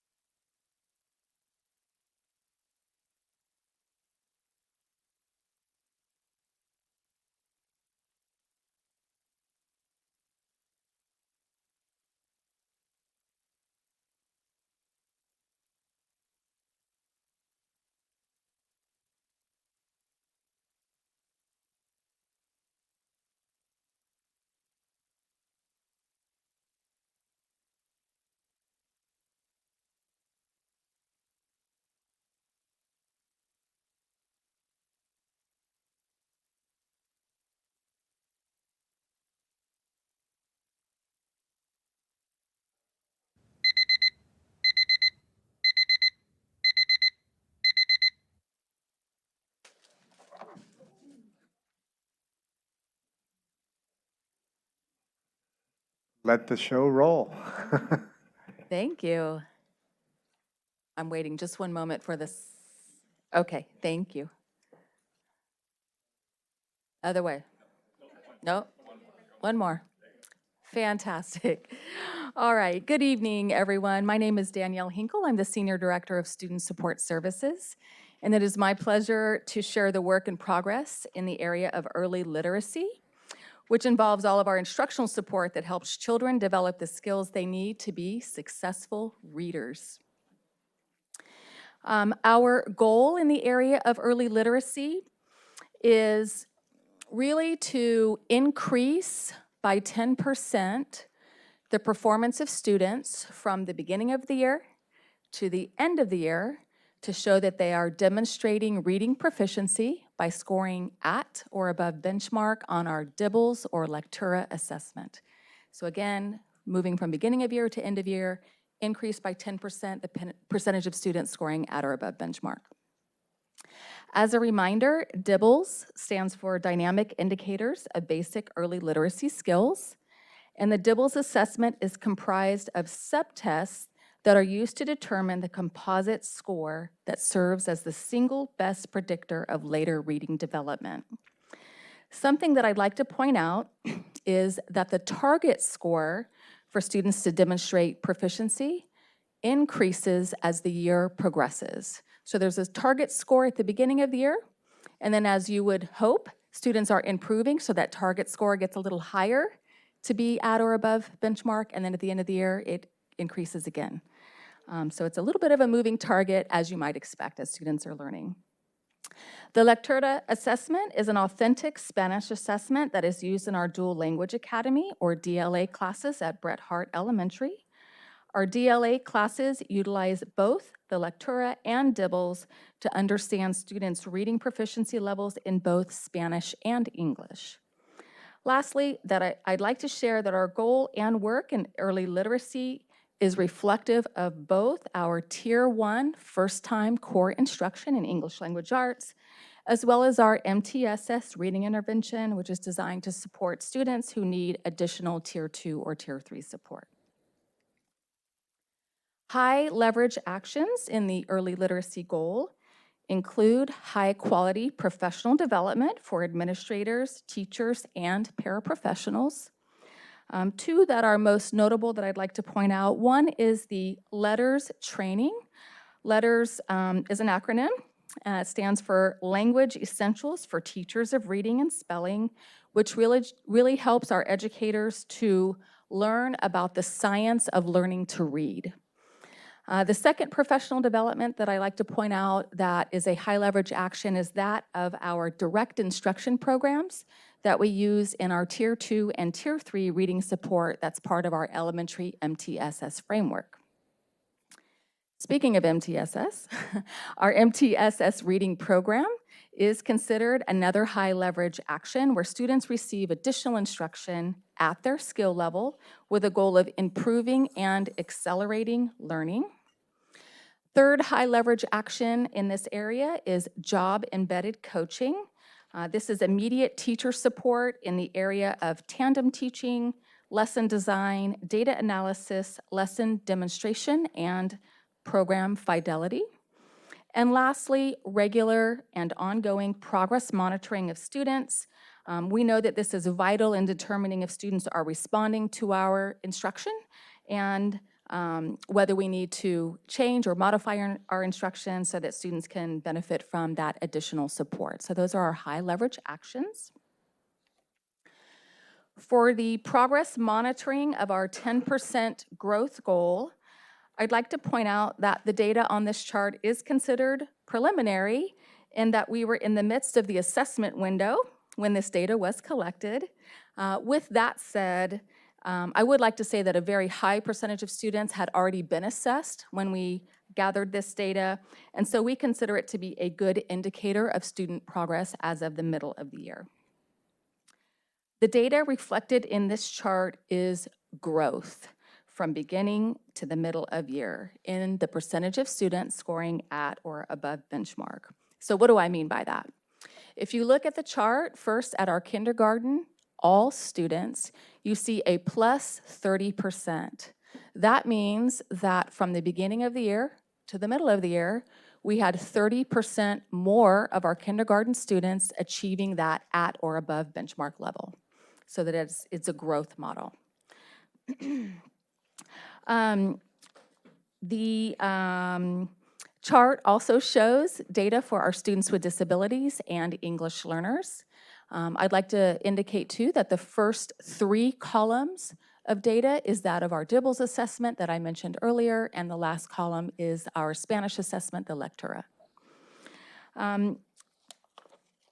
If you're looking at the chart, at our kindergarten level, we have had great growth in our students who are reaching that target of at or above benchmark. We had all of our students growing by 30%. Students with disabilities also increased by 30%, hitting the mark.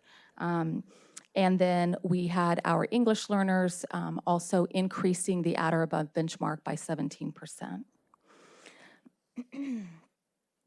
In our grade 1 and grade 2 data, we also see good growth. And while we haven't hit that 10% mark that we hope to achieve by the end of the year, in most areas, our students are on target to hit that growth level by the end of the year. We do need to take a closer look at our students with disabilities as well as our students in the DLA in grades 1 and 2 to determine exactly in which subtests are they needing additional support in their core instruction. In our 3rd grade, you can see that data is definitely not where we would like it to be by the middle of the year. If you're looking first at 3rd grade, all students, and you see 0%, it does not mean that 0% of the students are at or above benchmark. It just means that we did not grow by the percentage of students at or above benchmark from the beginning of the year to the middle of the year. In our students with disabilities and English learners, we had a fewer students hitting that target of at or above benchmark. Remember, I shared with you that cut point increases as you go throughout the year. We did have many students who had an improved score, but not yet high enough to jump up to that next performance level of at or above benchmark. I will be reviewing in my next step slide what we're going to do to address the data.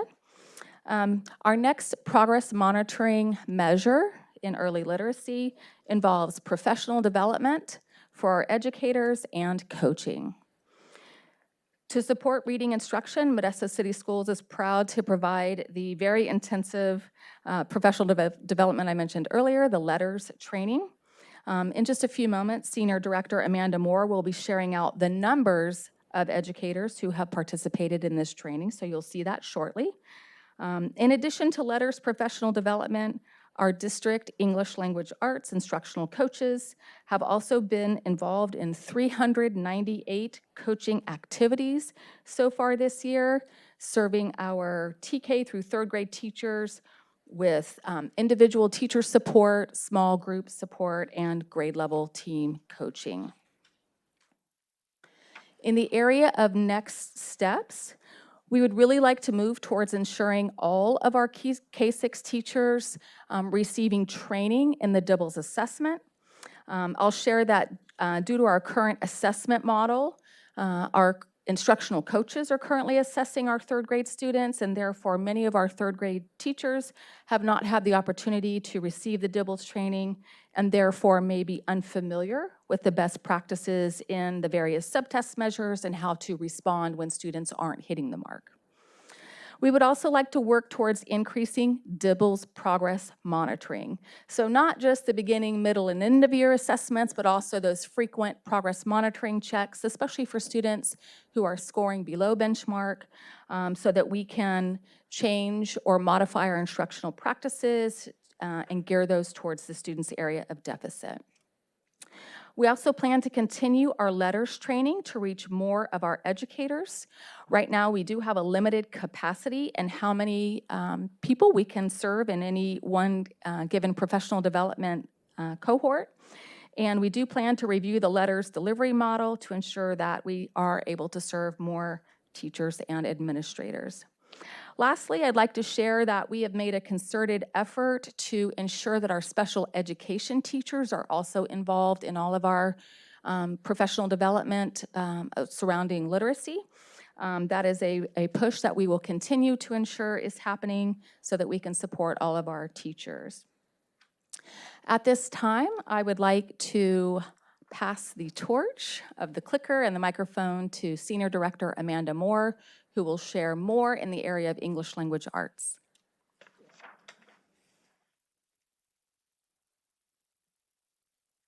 All right, good evening. I'm Amanda Moore, Senior Director of School Leadership, and I am the lead or network lead for ELA. So our network goal is focused on grades 4th through 12th, and specifically a student achievement on the ELA portion of the CASP. Our target is 5% growth on the CASP assessment for all student groups, with a note that high school, only the 11th grade students take the CASP.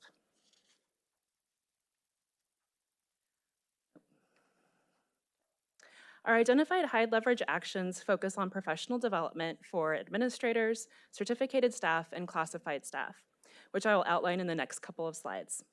In addition to the expansion of GRIT, or Graduation Rate Intervention Team, from just high schools to all school sites has increased our site administrators' understanding of how to make data-driven decisions that provide opportunities for success for all of our students. You may recall earlier that Dr. Contreras presented on the details of the GRIT process at a previous board meeting. You will hear more specifics about the GRIT process later in this presentation from Senior Director Barkis. We have also identified our elementary MTSS as a high leverage action as discussed by Mrs. Hinkle in the Early Literacy Network presentation.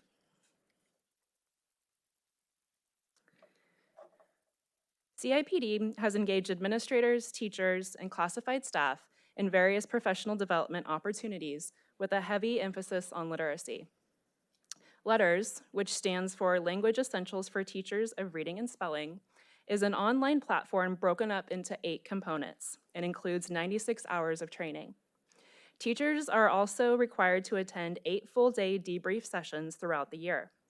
While we saw an increase in ECE teachers interested in LETTERS, the ECE training is different from the TK-12 platform, as it only includes 4 components focused on the science of reading and how to support our youngest learners. We did see a reduction in participants in the TK-12 level, and we have identified it's because of the intensive time commitment required by participants. Based on the teacher feedback, we are planning on changing the way we provide the training to teachers by breaking it up into a 2-year process.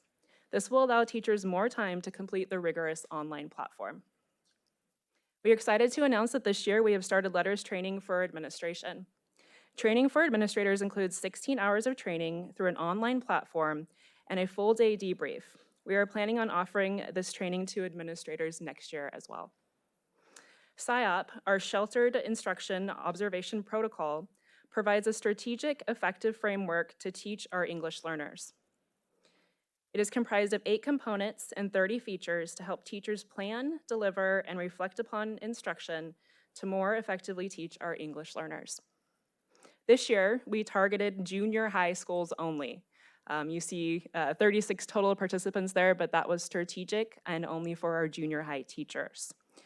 We focus specifically on academic language development teachers who provide the designated support for our English learners. In addition, we had history, social science, and science teachers who participated in the training. Like I said, 36 teachers engaged in SIOP training this past year. We've also provided additional professional development for teachers in English language arts grades 4 through 12. In grades 4 through 6, we have trained 131 teachers in DIBELS early literacy skills. Although students in grades K through 3 have been assessed using DIBELS, it has not been a requirement in grades 4 through 6. Even then, teachers have seen a positive impact in assessing their students through DIBELS and are utilizing this assessment to inform their instruction. In grades 4 through 6, students are assessed primarily on oral reading fluency and reading comprehension. Additionally, our ELA coaches have facilitated 59 data dives so far this year. During the data dives, coaches and teachers analyze DIBELS assessment results and plan instruction and interventions based on those results. Grades 7 through 8 and 9 through 12 have participated in data dives after each benchmark assessment. In grades 7 through 8, 29 ELA teachers have participated in data dives, and 99 high school ELA teachers have participated, including our academic language development and special education teachers. So some data here to look at. This chart represents the year-over-year percentage growth on benchmark 1, which is an assessment focused on informational text. As shown in the table, grade 4 and 5 showed a slight overall decrease from last year, while 6th grade showed an overall slight increase. Students with disabilities showed an increase in grades 4 and 6 and a decrease in grades 5. English learners showed a decrease in grade 4 and an increase in both 5th and 6th grades. At this time, we only have the data for benchmark 1. We're going to be assessing benchmark 2 next month, and we will share that data when it becomes available. Okay. So the next chart here is the chart that represents the year-over-year percentage growth on benchmark 1 for grades 7, 8, and 11. As shown in the table, grades 7 and 11 showed a slight decrease, and grade 8 showed an increase of 6%. In grades 7 and 8, both students with disabilities and English learners showed an increase. Most were in double digits. In grade 11, we did see a decrease in our students with disabilities and English learner student groups. At this time, we only have the data for benchmark 1. We're assessing benchmark 2 this Thursday, and we'll have that data for you when it becomes available. Okay, so for our next steps, we're going to be working towards increasing MTSS implementation that Ms. Hinkle spoke about as well. Ongoing literacy support through professional development, more data dives, more GRIT meetings, and continuing that professional development process. Also, an alignment of DIBELS assessment to ensure comparable data for growth among student cohorts in early literacy. And I would like to welcome to the podium Dr. Heather Contreras, Assistant Superintendent.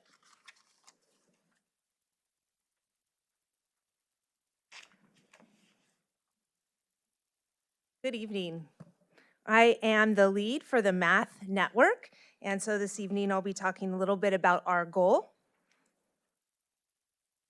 Going backwards.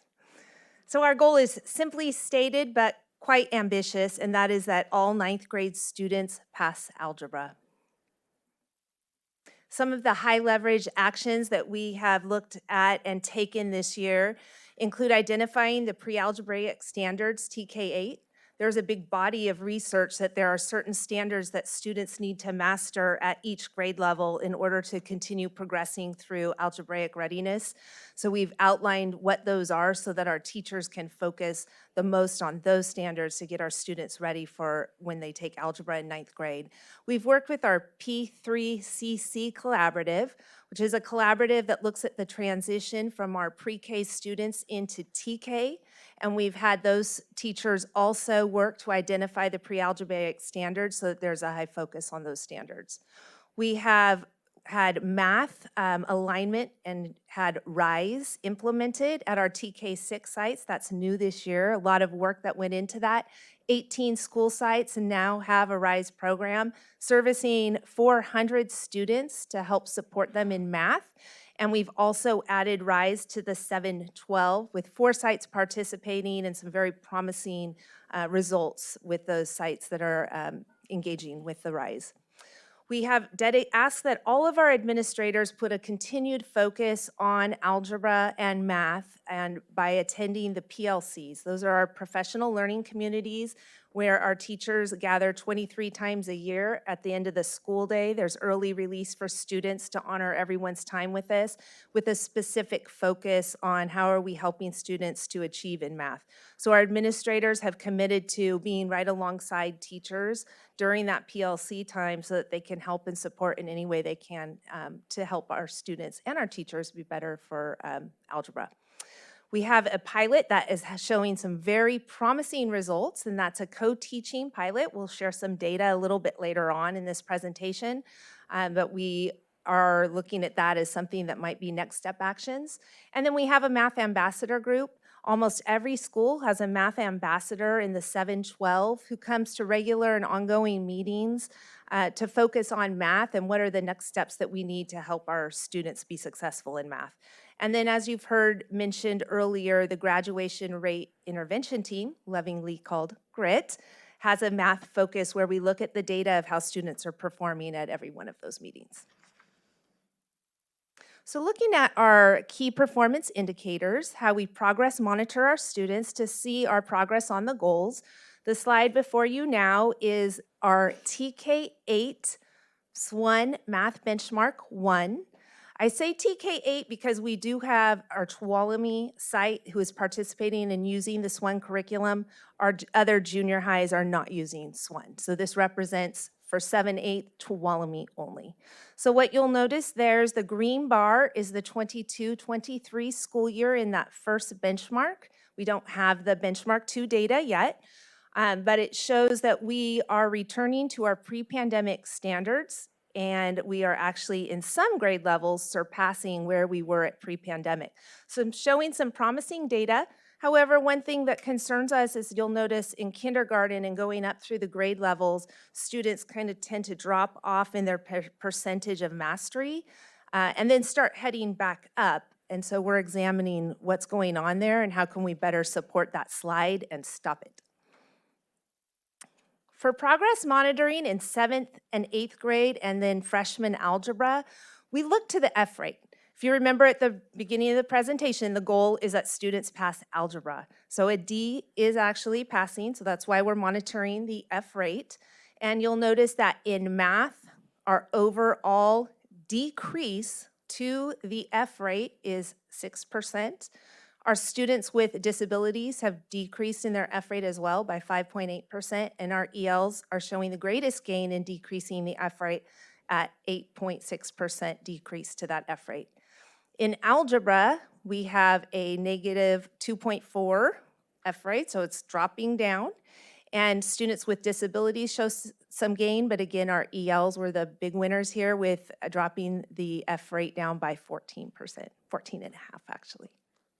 So some promising data. For our progress monitoring of the F rate in algebra, we put together this chart. It shows the benchmarks that they take, the pre-diagnostic benchmark that they took at the beginning of the year, and their progress, and then it also shows grade data and what the percentage F rate is at quarter 1 and at semester 1.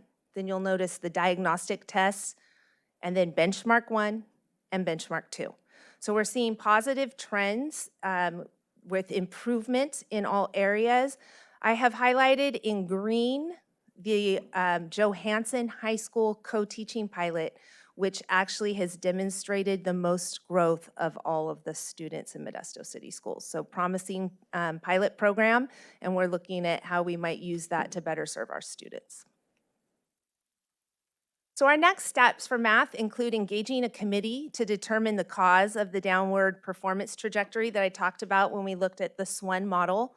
The SWON model has been very successful, one of our most successful professional development rollouts, because we train teachers deeply on the curriculum, but they receive ongoing training from coaches regularly at all of our sites. And so we are seeing improvement there, but we do want to study what's happening with that performance trajectory that goes down slightly. We adopted Savas curriculum for 7th through 12th grade, with the exception of Tuolumne. And that curriculum was an adoption that happened during our pandemic years. So we're gonna wrap back around. We're working with the company already to provide some additional supports and training for our teachers of math in that curriculum. We will be rolling out a professional development for lesson design in math in the 7-12. We've done a great job, like I said, in the K-6, and we're seeing those efforts come to fruition in helping our students improve scores in math. So we're looking into a similar design for 7-12. We're going to continue monitoring the co-teaching model, since that is showing progress. We don't want to make too early on decisions though, and so we'll continue with monitoring it as the year goes on. And then we're going to continue with that professional learning community focus in our early release days. And then our math ambassadors, we're looking at how can they help us to really support the teachers back at their school sites with increased professional development opportunities and just leading that PLC forward. And with that, I would like to introduce Rachel Barkis, our Senior Director of Educational Options, who will be presenting on graduation and college and career readiness with a focus on ELs and students with disabilities.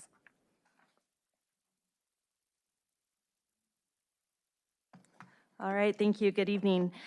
So our graduation and CCR EL SWD network team, what we're doing is we're focusing on high leverage strategies that lead to students' successful path to college and career readiness.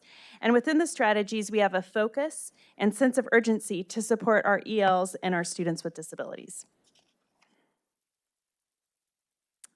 Goal number 1.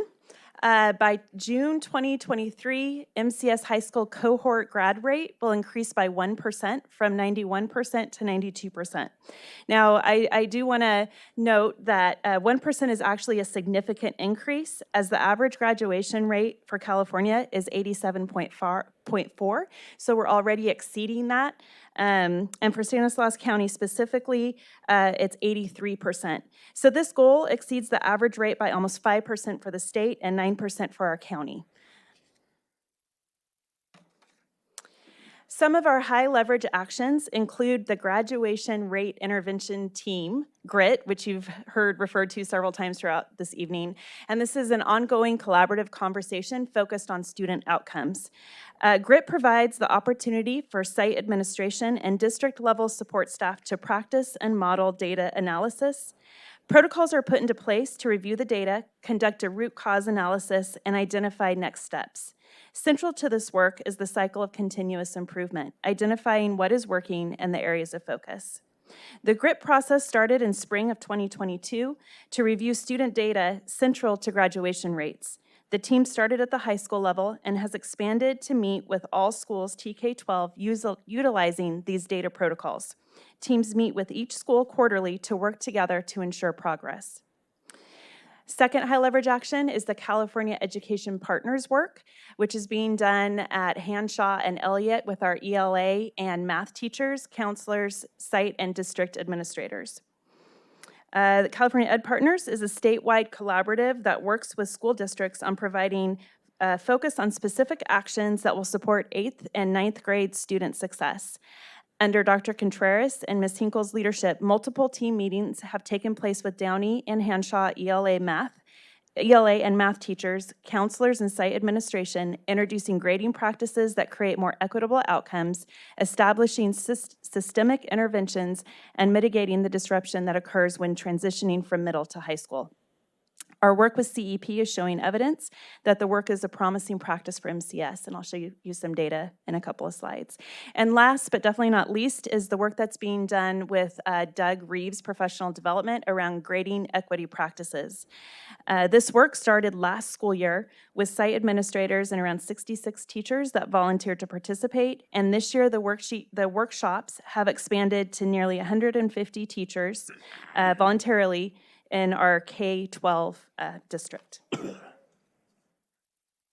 Okay, so some of the progress monitoring that's occurring within our network team is the dropout count year-over-year comparison.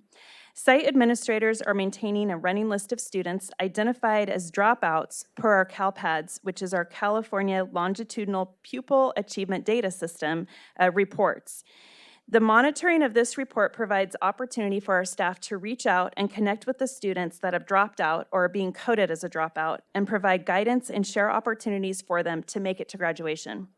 This progress monitoring gives focus to our sites for our most at-promise students, utilizing attendance liaisons, support staff, and counselors in finding these students and getting them connected.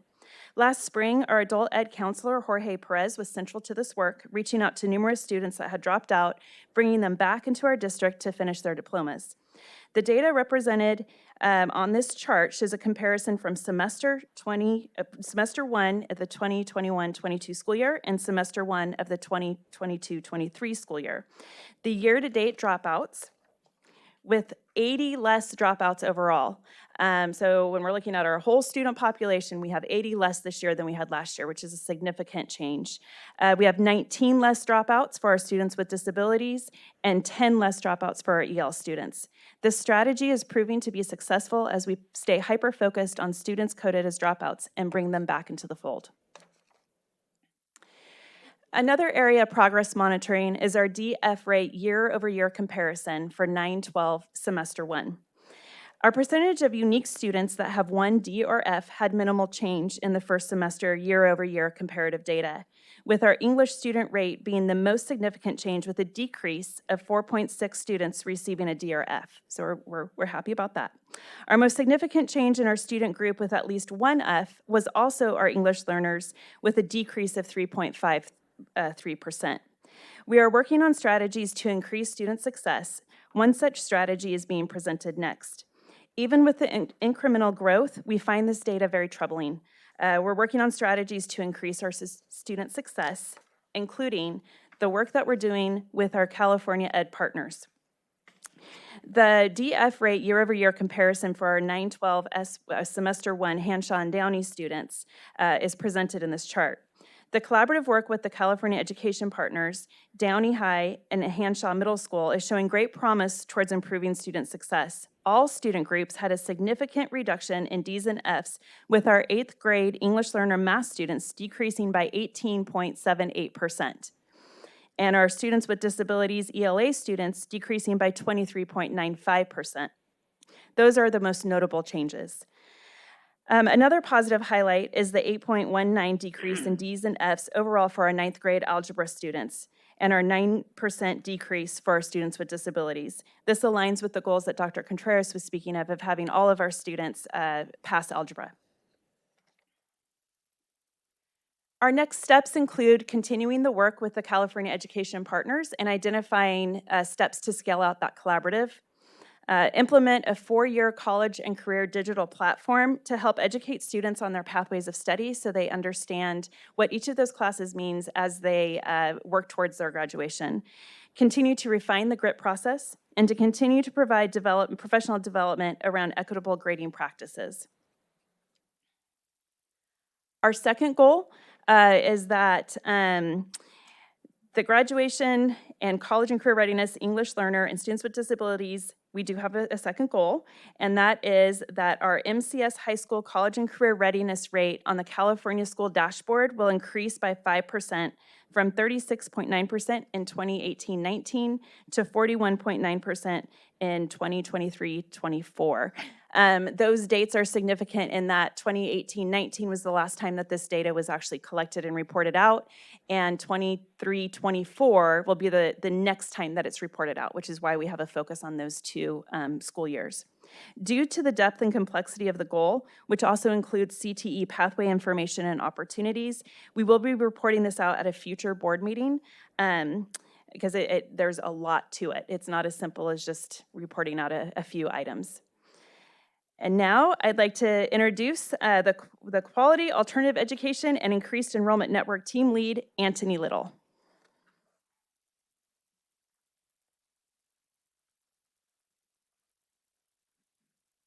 Thank you, Rachel.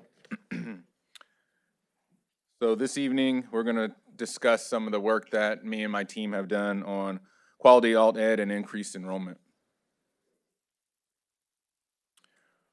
Goal number 1 is to increase MCS total student enrollment by 0.5% each year from June 2022 to June 2025 as reported on the MOD dashboard. Goal number 2 is to improve student performance in all alt ed program by increasing the course pass rate to 80% by June of 2023. Similar to Dr. Contreras, I believe our pass rate, we do consider D as passing, especially when alt ed is trying to get our students to graduation. So we just take the F's out of that and we see the calculations for that. Some of our high leverage actions that have taken place, early enrollment process. that started 2 months earlier than what we're used to doing this year. So you'll see some gains that have happened, especially in our kinder area for that. Expanded offerings at school sites was spoken about earlier with our RISE programs and before and after school offerings. So that's our increase the attractiveness of our schools. Our alt ed programs have done a lot to improve the structure of our program. So 2 additional alt ed counselors who support both G230 and Modesto Virtual Academy. We've added success criteria and expectations for Modesto Virtual Academy, which includes the next bullet there, strategic return to school sites when applicable, to make sure that we're giving our students the proper education that they need and the best educational setting that's beneficial for themselves. We also have on-site learning lab with support. So normally our Modesto Virtual Academy students are learning at home remotely, but we do have an option for them to come on campus, not only to meet with their teacher, which they could always have done, but Thursdays and Fridays, they can come over to our Pearson lab and have a credentialed teacher in the room to help support them on whatever work that they're working on. So first is our total enrollment. So you'll see here we have made tremendous gains throughout the district during Q1 and Q2. That equates to a 2% increase for both quarters. So we are beyond on track to make up our goal of 0.5%. Some of the actions that have helped lead to this growth are movie theater advertisements, radio advertisements in both Spanish and English, digital print and media in Spanish and English, and our hard press on social media in Spanish and English as well. TK-8 expanded learning year-over-year to date comparison. So you'll see across the board, which has been spoken about earlier in this presentation, a tremendous push to increase the opportunities for our students, both before and after school at TK all the way through 12th.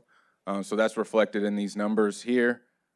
You also know that Dr. Contreras did mention in detail and reference some of these gains as well. Just know that that's happening across the board at every single grade level. Every school site has had some additional after-school programs that have been added to the course. So now progress monitoring for our pass rate for our alt ed programs. So this includes Modesto Virtual Academy, G230, Elliott, and our TOPS program for 10th graders.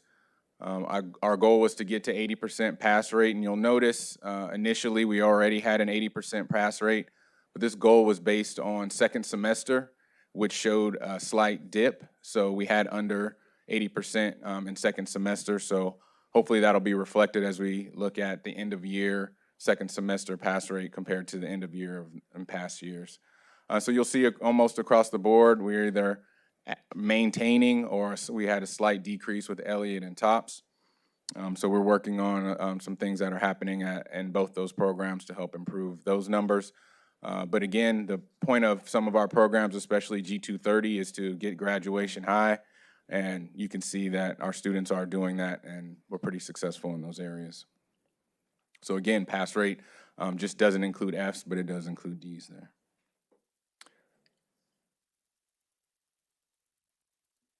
This graph also shows our average credits remaining for a student to pass in G230. So you'll see from September 2022 to January of 2023, the average credits remaining to reach that 230 credit requirement has decreased. So that means our students are gaining the credits to get to graduation. They come to us, usually credit deficient, could be by a tremendous amount of credits.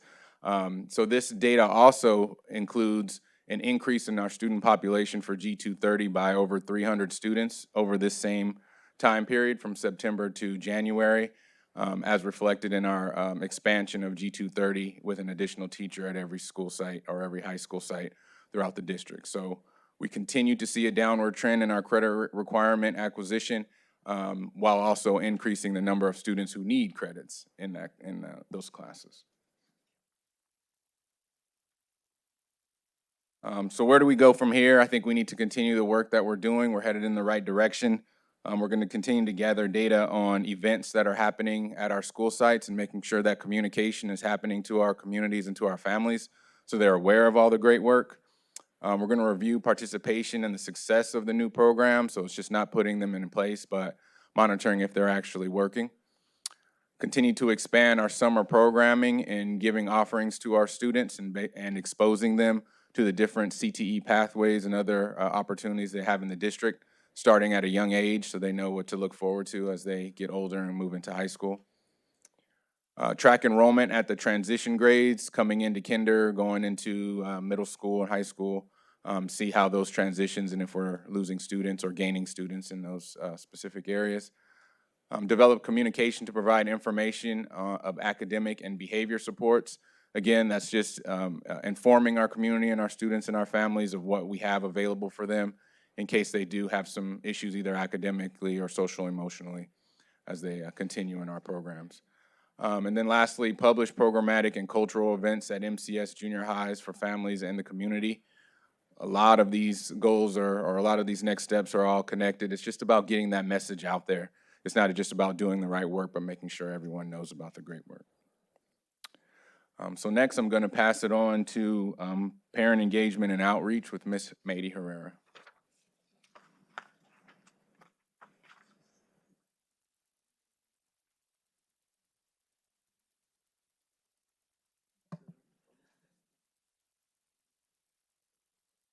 Thank you. Yes, I'm the lead for Parent and Student Voice. Our first network goal is to increase parent engagement and outreach year over year by 20% by providing parent opportunities to attend trainings and workshops.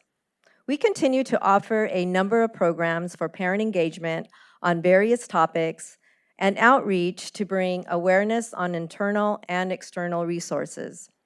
To ensure we are meeting parents where they are, we provide parent engagement through in-person, virtual, and hybrid events delivered in English and Spanish. I am pleased to say that as of this time last year, we were at 6,018 total parent engagement and outreach, and currently we are at 7,341 and on target to meet this year's 20% increase. For our high leverage actions to this goal, parent sign-in, we have created and implemented a one-source sign-in that allows us to capture in-person attendance. In addition, we created and implemented a one-source parent survey to capture parent satisfaction and how parents were hearing about the various events that were being offered. In our efforts to provide parents on how the district works, we added Parents Make a Difference to our West Side and South Side schools, offering monthly meetings in both English and Spanish. In our final months of Parents Make a Difference, we will have topics on parent and student help centers and parent forums to discuss what is Modesto City Schools doing well and what can we do better. We also developed and implemented Parent Connections, a parent program through the Parent Ambassador Program, offering various topics based on building parent leadership. Progress monitoring parent sign-in data. As of October, we are collectively monitoring parent sign-ins to capture parent attendance data per school site. This data reflects programs specifically delivered through our network team. The collective data allows us to see where parents are engaged and where they are not when attending the various in-person programs. The ongoing collection and monitoring will assist us in being more intentional about reaching out to ensure we are providing support to those schools and meeting parents' needs. Progress monitoring parent voice survey. With the surveys collected, we asked parents how satisfied they were with the information being presented at the various events.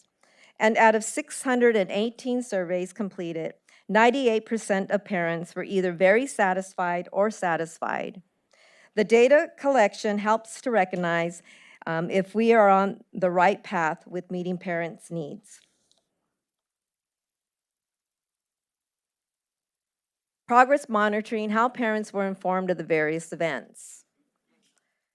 With this helpful data, we are very pleased that parents are utilizing the technology available to them in receiving notifications of the various events. We can see that Parent Square, being new this year, has really made an impact, as well as text and email.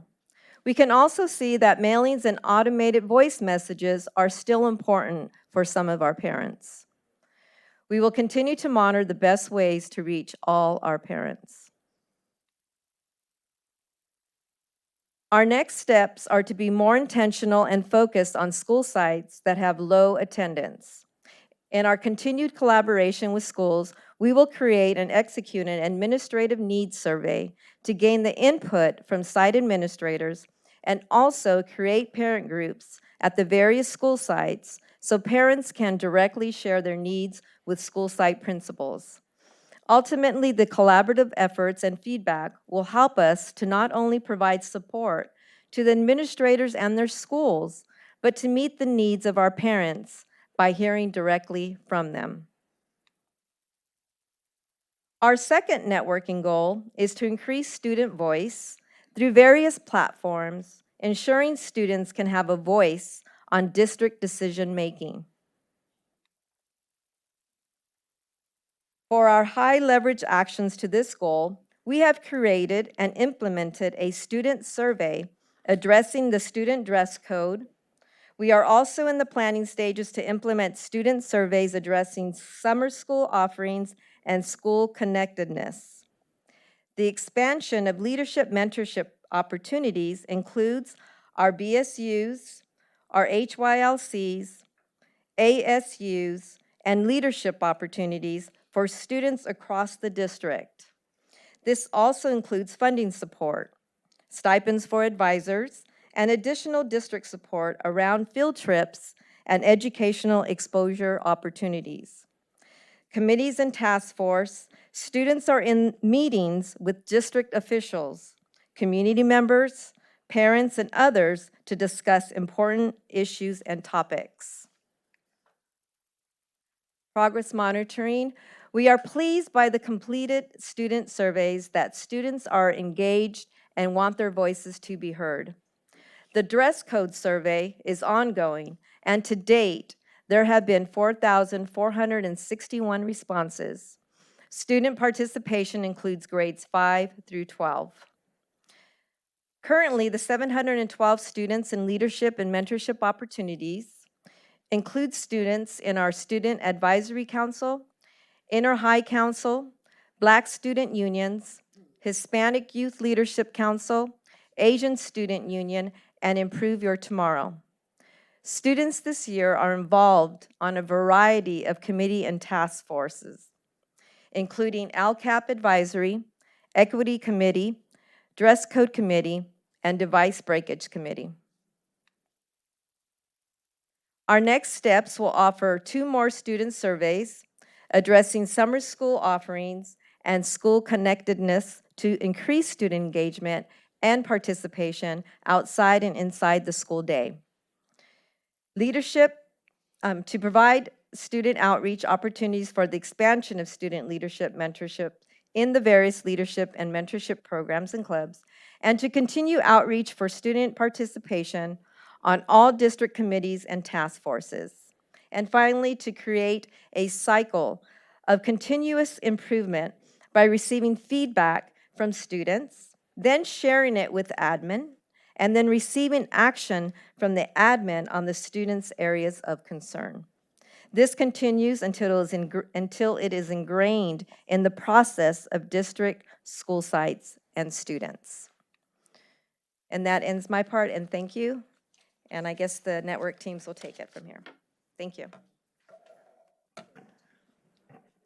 Well, thank you to all the presenters for this very detailed report. And lot of good things are happening in the district, lots of challenges for us still ahead. Do we have any comments from the public? Mr. Aguiano. I'm Aaron Anguiano, president of the Latino Community Roundtable. At the Latino Community Roundtable, we're really concerned about the education of our children. especially the English learners and those children that live in the south side, in the west side, in the airport district. And so seeing the results and what's going on, I don't think I need to tell you what to do because you know better, right? And Ms. Noguchi knows what to do. So we placing our trust in her that she's gonna do the right thing.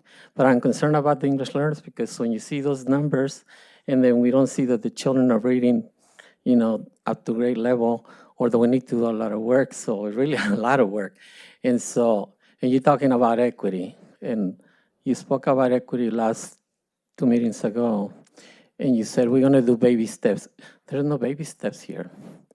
You know, I'm sure when you built Enox and Gregory, you didn't take baby steps. I didn't see you taking baby steps. You took leaps. And so you need to do leaps. And I'm talking to both of you, you know. So that fish, Mr. Shirley's fish, is too fat on the top. That fish needs to start, you know, getting even, and we need to do equity for these children. We can't leave them behind. 72% Latino students or 73% are attending your district. A lot of resources are coming, and the enrollment is good. The resources are here. It's just we need to get the work done, and it's an emergency. Thank you. Ms. Martinez.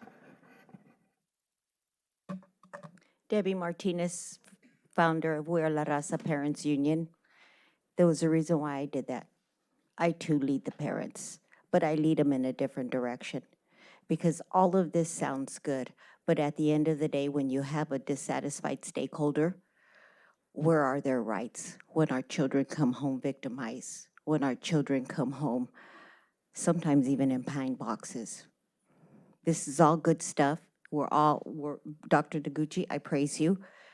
But what I would like to see as a parent leader to the community, first of all, I wear 5 governing hats under educational liaison for the community. I would like to see know your rights for the parents, bringing them in. I'm working with California Legal Rule Associations. We're going to get ready in Turlock to start teaching them the LCAP, teaching them their rights, teaching them so that they can be engaged, so that they can come. Yes, it's good to talk to them at the sites, give them coffee, give them a little event, but when the rubber meets the road and their children are victimized, their children are failing, they don't call within, they call community to come and help because the answers are not there. I've got 3 families right now. I would love to give them to Mady. Love to. I'd love to turn my hat over to her, but there's no trust. And that's why I'm here to try to help build that trust. And in that, the LCAP, let's teach them, not the LCAP that we have to work on a committee to bring the draft and then bring it to you guys. I'm talking teaching, know your rights in the LCAP to these families, to these moms, to these dads, to these stakeholders. This is where we have to begin too, to close a gap. Again, I'm gonna say it. We just met with local officials in series. I'm talking the mayor, the chief, city attorney, Chance Condon, County Board of Supervisors, the district, CRLA, and We Are La Raza Parents Union. We can do some impact in this district. Yes, we're trying to get something going. I would just like to see a little bit more when it comes to legality for these families. Thank you. Thank you. Any more comments from the public? Comments or questions from the board? Trustee Maestas. Thank you. All right, who's got the pen? You ready? Okay, because there was a lot between the last one and this one. What, if any, is the compensation for teachers doing letters training? That letters training is intense and long, and do we offer any, like, is there anything that they get from it? Who would answer? All right. Good evening. Yes, everybody who participates gets compensated for their time. It's 96 hours of online learning outside of their work hours, and we do compensate at $40 an hour, which ends up being a little under $4,000 for the year for that. And that does not include the 7 full-day debrief trainings that's either done during the workday, which we don't compensate them because they're already compensated through the workday. And we do offer a Saturday option in case they want to do that and not necessarily leave the classroom. And for that, we do compensate for their day. When they complete it, do they get us some sort of certification? They do through letters, and we also provide them with some certification here in-house as well, yes. And we also do offer some follow-up trainings for them the following year after they're done, so that their professional development continues. Thank you. I know some districts out there, they give some sort of like stipend for certifications like that, so I was interested in knowing what that was. Thank you. Next question. What percentage of students in the co-teaching cohort are EL students? On that. Get back to me on that. Okay. I feel that's a very important question and data that if we can, I think other people out there would like to know those data because it shows how we're serving our EL students. And as I expressed a few years ago, a lot of times EL students are the ones that are placed in those types of programs. And this program is helping kids. And so I would love to see if we are indeed helping those students. I have 2 more. Why are there zeros at Lakewood, Rose, and Elliott for parent signups? Were there no programs given at those, or did there have programs and just nobody signed in?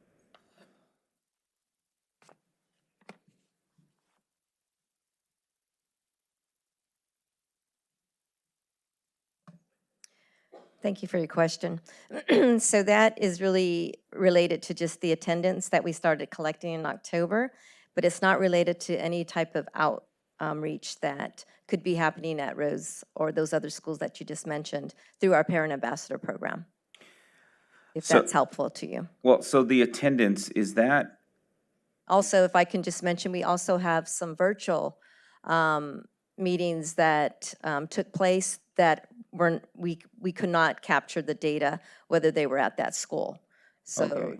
that is also something to, And these sign-ins, just for clarification, these sign-ins were parents that signed in for some sort of event or program that was geared towards parents? yes, parent programs. Okay, so we don't know why there's zeros? Like maybe there wasn't? Correct. There was no probably programs there specifically through our particular network. However, it's not to say that this data is just capturing from the network team and not at the school site. So it's possible okay. there are definitely programs going on at the individual school sites. Okay, I get it, so I'm gonna clarify that. So suppose Rose Avenue had their own parent outreach program that they did for a night or something. Parents showed up for that. They Correct. didn't, but it doesn't sign in through your Correct. program. Okay, that makes sense. Thank you. Is there a way that you can communicate with the school to gather some of that information? That is something we can definitely get back with you. It's been something that's been discussed. Okay. But definitely, we can get back to you on that. Thank you. Thank you. And then my last question. In the cycle of continuous improvement, so,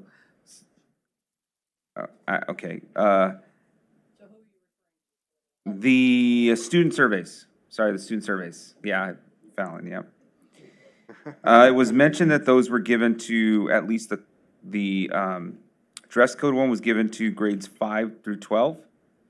Yes, for dress code surveys? Yeah, for the dress code survey.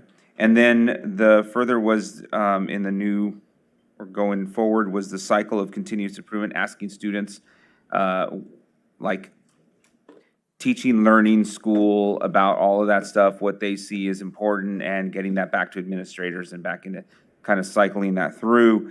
What are the plans for grades in that? And if so, is there gonna be any chance for kindergarten K4? I have had a kindergartner, and she was very, she could definitely tell you what was on her mind. So I think there's still some validity to asking little ones their thoughts.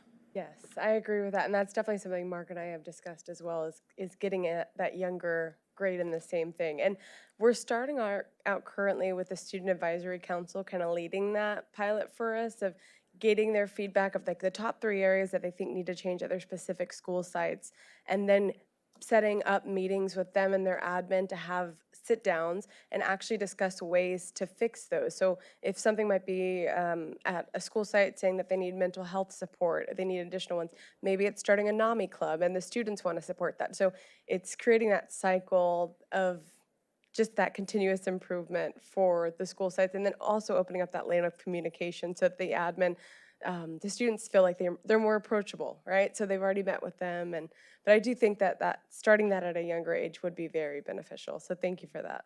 And then the very, very last thing that just came to mind, it'd be interesting to see the data on how parents would fill that survey out and how kids fill that survey out, and if there's any commonality in that, because if you see 2 lenses giving the same answer, there might be something to that.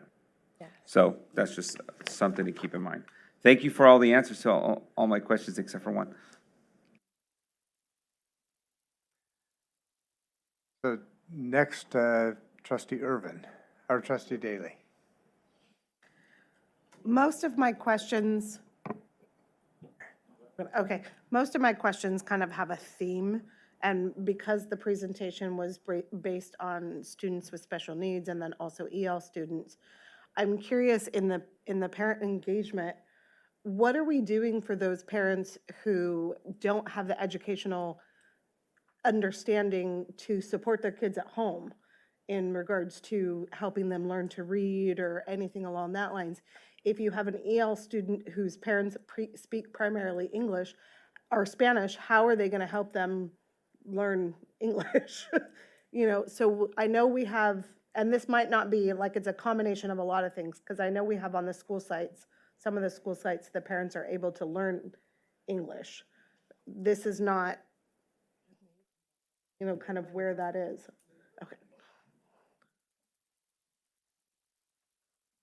That's a great question, and yes, you're right. We have ESL classes through Anteli's little department. That's great, but we've also offered our own classes through our department, specifically geared towards English learner students. Some of the topics that we've covered are DIBELS, so having parents understand in English and Spanish their DIBELS score reports, because it starts with there. If the DIBELS has a home connect, and that specifically guides parents in instruction, like where is their student's area of need and how do they support at home. It looks different than a teacher. Other topics we've covered are parent involvement at schools, like how to participate, how to get involved through ELAC, LCAP, etc., so they can give their voice. Yes, we also did practicing your English just to support our team for the ESL. Like we're just there temporarily, our team can offer it and have parents start there. Navigating the school system is something we covered. Conduct code overview, IEPs, because IEPs are very difficult, especially for parents that don't know the language. So it's something that we want to offer support, like what should they be looking for in the IEPs from a parent lens. PowerSchool A through G requirements, but the newest ones that we've offered were also math and ELA standards. So how to look at the standards in both the K-6 for math and ELA, and how to support it at home, because it looks different. And some of our students, as you saw, need basic skills in math, and then they just need support in reading. So those are. Oh, sorry. I'm Marisela Mota, Director 2 of English Learner Services. Well, and then you'll. And I'd like to just add to some of the programs that we also offer through our network group is Latino literacy. It is a reading literacy program that we have that offers to our Spanish speakers as well. And it is a program where our parents receive books within the curriculum to be able to role model on how to read with their children at home. We also have a PK, Parent Institute for Quality Education. And there are several of our PK programs. There is one specifically also for reading literacy. And that's also where they introduce different categories of literacy to our parents. So we do have some programs out there that are very helpful for our Spanish speakers. When we talk about PK, there is so many different ones. Don't know if you're familiar with PK, but we have all the way programs from high school to middle school to elementary. The reading program, also STEM, and Family to Bridge, which is another program that speaks more to a student that's already on their way to college, and it's actually preparing them for that. So those are some of the programs that we offer as well. You're very welcome.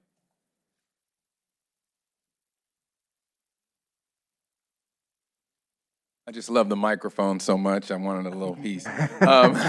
There were some questions about ESL. So I'm also over the adult education program, and we've expanded to several school sites for our ESL programs, including Pearson, Franklin, Henshaw, Bret Harte, Kirschen, Orville Wright, Shackelford, and Fairview.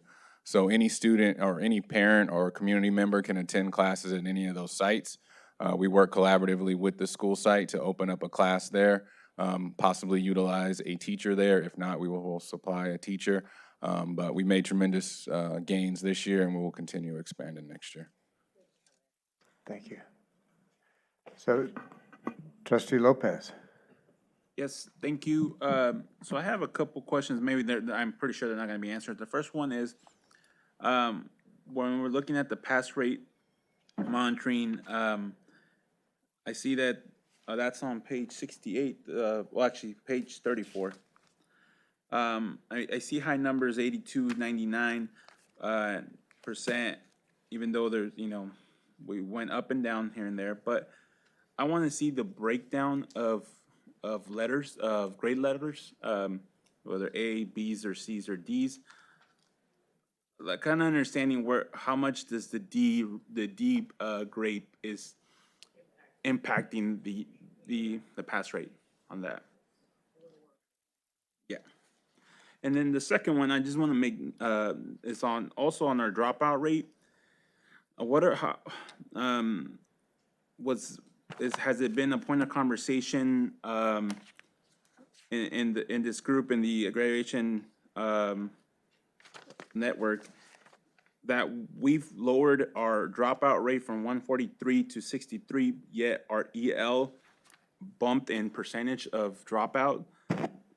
We had 51 in our first semester of 2021 to 2022, which made up about 35%. Then 2022, 2023, we're at 41 EL students, which out of the 63 overall, so 65%. So we reduced the number, but we've gone up for EL, the makeup of who's our dropout rate.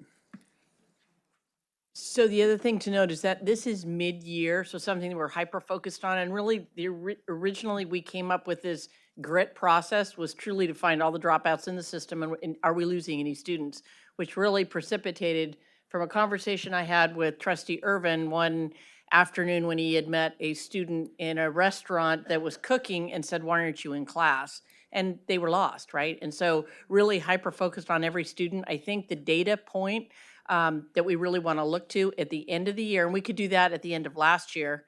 At the end of last year, what was the student makeup, the student groups of the students that dropped out, and what was that percentage relative to our district makeup? And we could provide that for you. Remember, this is just, the good thing is it's mid-year, so there's 10 or 12 or whatever is on that list. Hopefully it's 0 by the time that we get to May. So, Definitely. but we can provide that breakdown for you. Thank you. Thank you for that clarification. You're welcome. Student Representative Patel, did you have any comments or questions? I just had one question regarding the continued outreach for student participation on all district committees. So I know that Inner High and Student Advisory Council get to have most, like, they get most of the information regarding these committees. I was just wondering if there were specific plans or ideas in place to publicize these committees for all students instead of hyper-focusing on associated student body leadership or, just those centralized groups that we have for the district, if there was any other way to branch this out into other student categories. Great question. I know currently, so we do pull from Student Advisory Council, Inter High, as well as the BSUs, HYLCs, and any of the specific clubs. But I wonder if maybe that's something that we could easily work with the student board rep to maybe get some of those videos or the creations that we've done to get more information out to students as to like your voice is important, sit on a committee, so that we do have a broad range of students that are a part of the different committees and task forces that the district office puts on. Right. Thank you. Vice President Irvin, I didn't mean to erase your name, it just hit the wrong button. Yeah, I'm used to being erased sometimes. Cancel culture, no.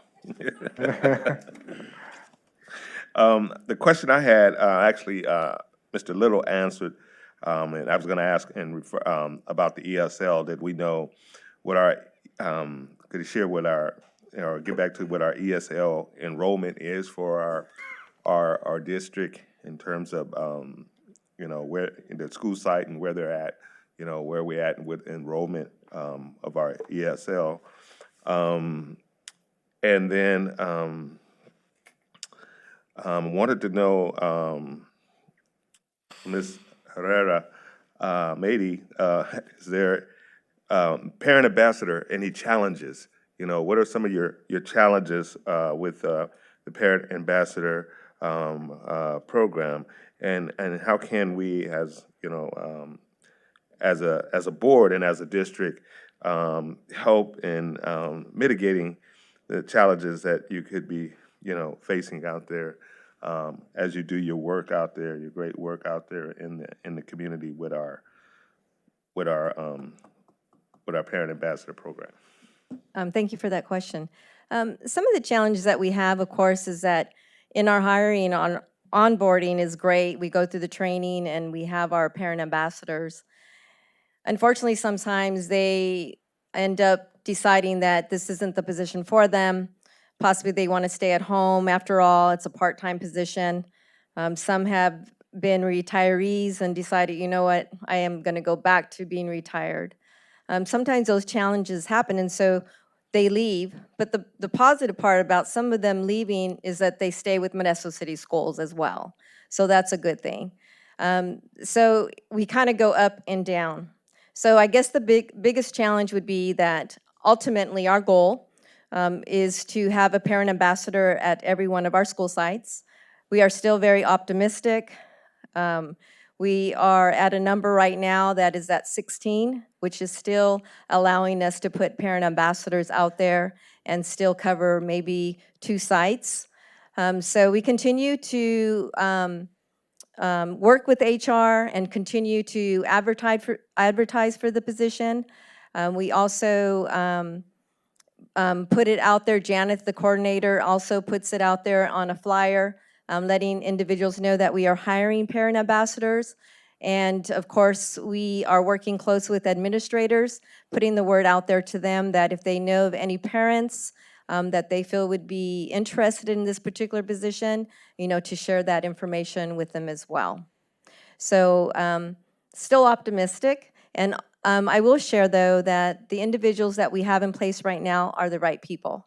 And they're doing a great job with their outreach and what they do at the school sites. Thank you, Joe Sargent.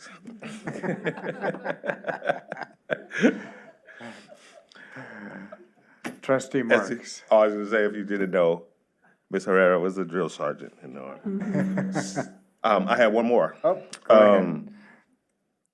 As far as ELs, and as I start to read, doing a little research about EL strategies and things like that, I have come to the conclusion that all of our students are ELs.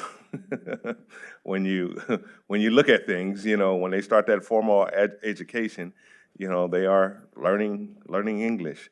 And are there some strategies that are in EL strategies that can be utilized for students, students with disabilities, African American students, or other students who can possibly benefit from those strategies that are, you know, that are the framework for English English language learning?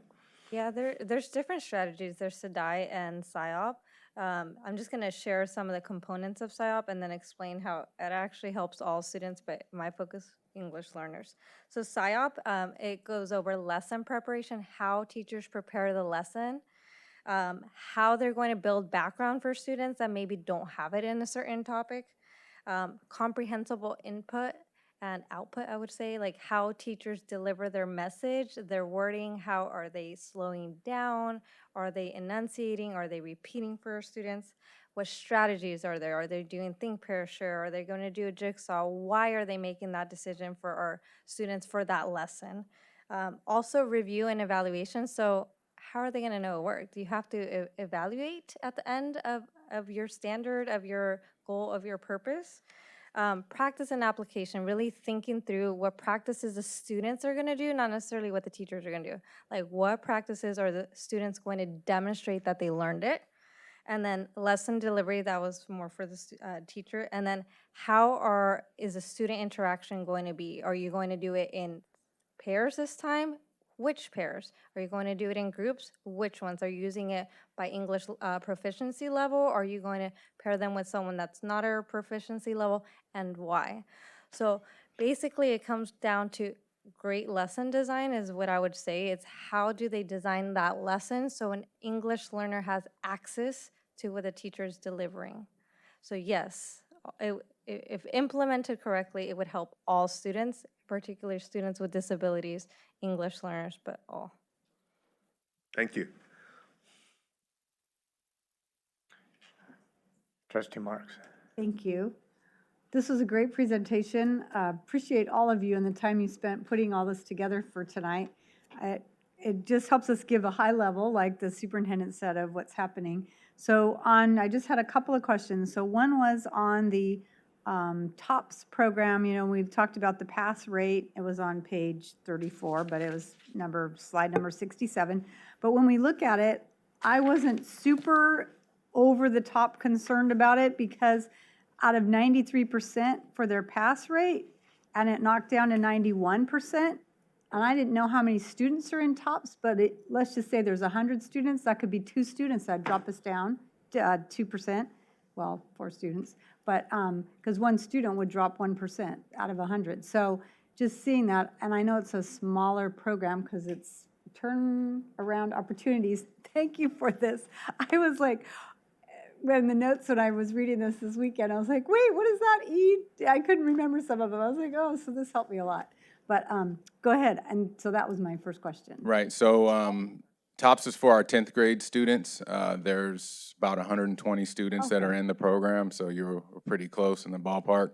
The difference between TOPS and G230, for instance, is G230 is mostly strictly credit recovery with a few classes that our seniors still need that are first look. But with TOPS, we have a mixture of students recovering from 9th grade, which is a small number of credit recovery classes, but also getting direct instruction for their current 10th grade classes. So we're not looking at just recovery, but it's kind of a mix of both at that point. Okay, that's helpful. That helps clarify some of those numbers, and that it's good to see the progress. I was pleased to see, for the most part, there's been progress.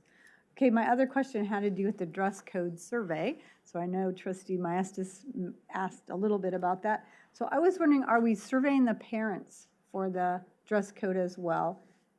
Just because I get complaints and have in the past over our dress code and what their students are wearing to school. Yes, actually, we just had our dress code committee meeting last week or the week prior, and that was the big consensus of the group, was to step back before our next meeting and have a parent survey administered as well as a teacher survey administered to really make sure we have everybody's voice and perspective before we have that board report and our recommendations brought to you all. Great, because I was going to say the teachers too, but I got the most complaints from the parents, so I said, okay, I'll ask that. So thank you very much. All right, I have one question, and it has to do with the progress that we're seeing with reading and early literacy. The indicator that concerns me is that 3rd grade reading levels are what are the best indicator for total success in education. And it scares me a little bit if our third grade reading numbers don't match the progress that we're seeing district-wide. How did that happen, and how can we address it? And to just take a sidestep with that question, it gives me hope to see what's happening in Kinder 1 and 2 with the progress that's happening carrying forward into next year's grade 3. But is there something unique that we need to know about with our current third graders? Sure, so thank you, and I realized I didn't introduce myself earlier. My name is Ernesto Calderon, Senior Director, CIPD. And you're right, we do see a dip. Traditionally, it does happen in third grade. There's a couple of reasons for that. I would say the first one is text complexity increases significantly in third grade, specifically with multisyllabic words, which means it takes a child longer to read multisyllabic words already.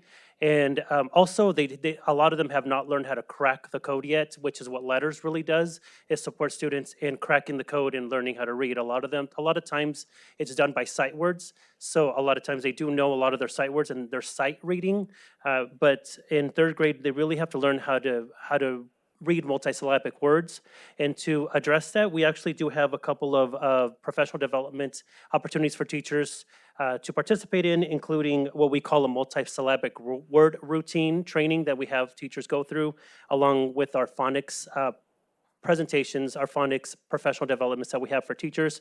It is a gradual release of responsibility model in which it's heavily supported and led by our coaches in English language arts at the beginning of the week, and then they gradually release into the teacher doing more of the heavy lifting as the week goes on. So we do see this as something that we need to address. Something else that we might need to keep in mind too is in third grade, our coaches are the ones that are assessing students, and not the classroom teachers. That may also be a reason for that. So we may need to address the fact that it might be better for our teachers, classroom teachers, I know the scholars, to assess their own students.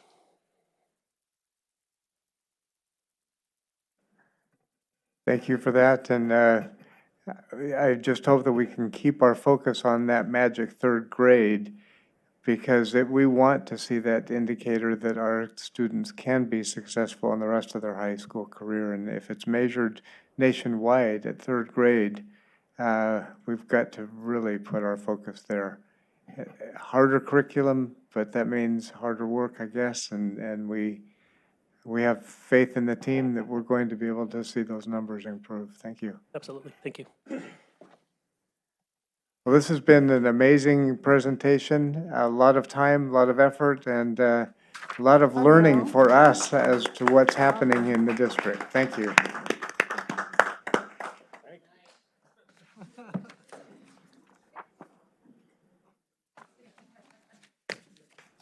We didn't excuse you yet, though.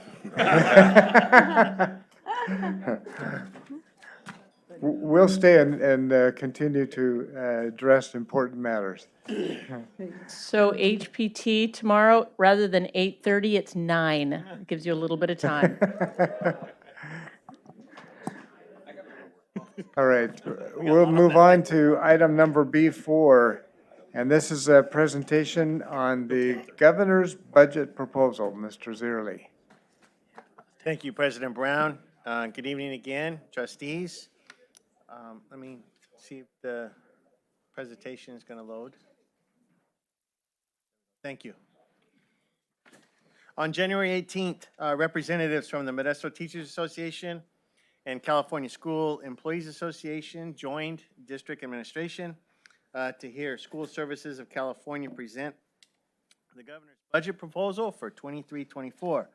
This is the start of the budget development process that allows us to estimate the types and amounts of revenues to project for the 23-24 school year.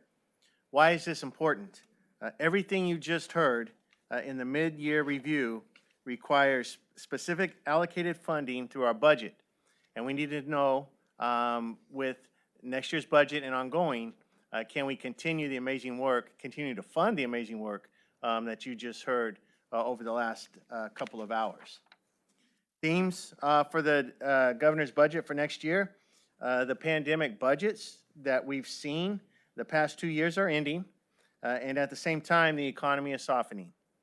The governor's budget proposal focuses on maintaining existing programs, yet trimming others, and we will be closely monitoring the economy to see if there will be any necessary changes at the May revision, which is the next time the state updates their revenue forecasts for the next fiscal year.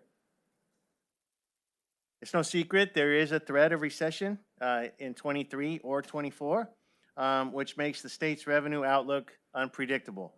The governor is proposing $29.5 billion less in revenue projections for 23-24 than the July enacted state budget just a little over 6 months ago. This creates a budget deficit of $22.5 billion for the state of California.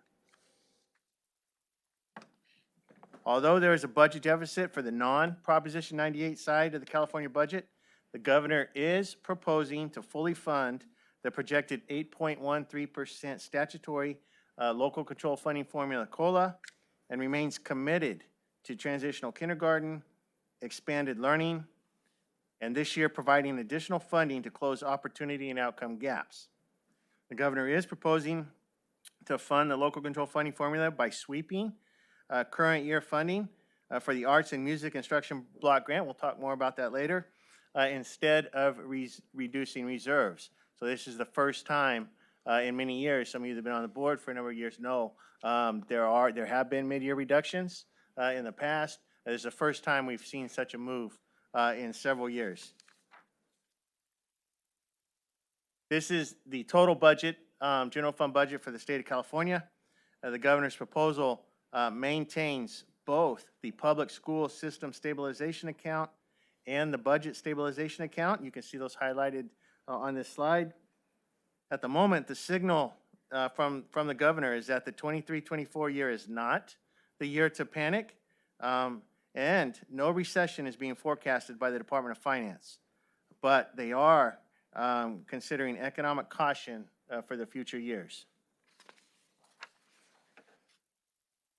While the state of California on the prior slide can and does maintain reserves, Education Code limits the school district reserves to 10% when certain budget conditions are met. The reserve limit cap of 10% will remain in effect for 23-24, and it is in effect for the current year that we're in, 22-23. The local control funding formula is estimated to receive an ongoing 8.13% COLA, while the other ongoing areas being funded, Universal Transition Kindergarten, Equity Multiplier, categorical programs receiving the same COLA, are being funded with $1.4 billion in one-time funds. That's a concern of ours. Anytime you fund ongoing areas with one-time funds, it could create a problem or a gap in the state budget. New for this year is the local control funding formula equity multiplier. We just heard about this the first time on January 18th, so I don't have a lot of information on it at the moment. But the governor did commit last year to provide ongoing funding to meet the needs of students in the lowest performing student groups, and the LCFF equity multiplier is intended to accelerate learning and close opportunity and outcome gaps in student achievement. We will wait for more information on this potential revenue source as it is released by the governor's office throughout the spring. Here you can see the impact of the proposed 8.13% COLA on the local control funding formula base grants per grade level, as well as the add-on for transitional kindergarten and supplemental and concentration grant amounts.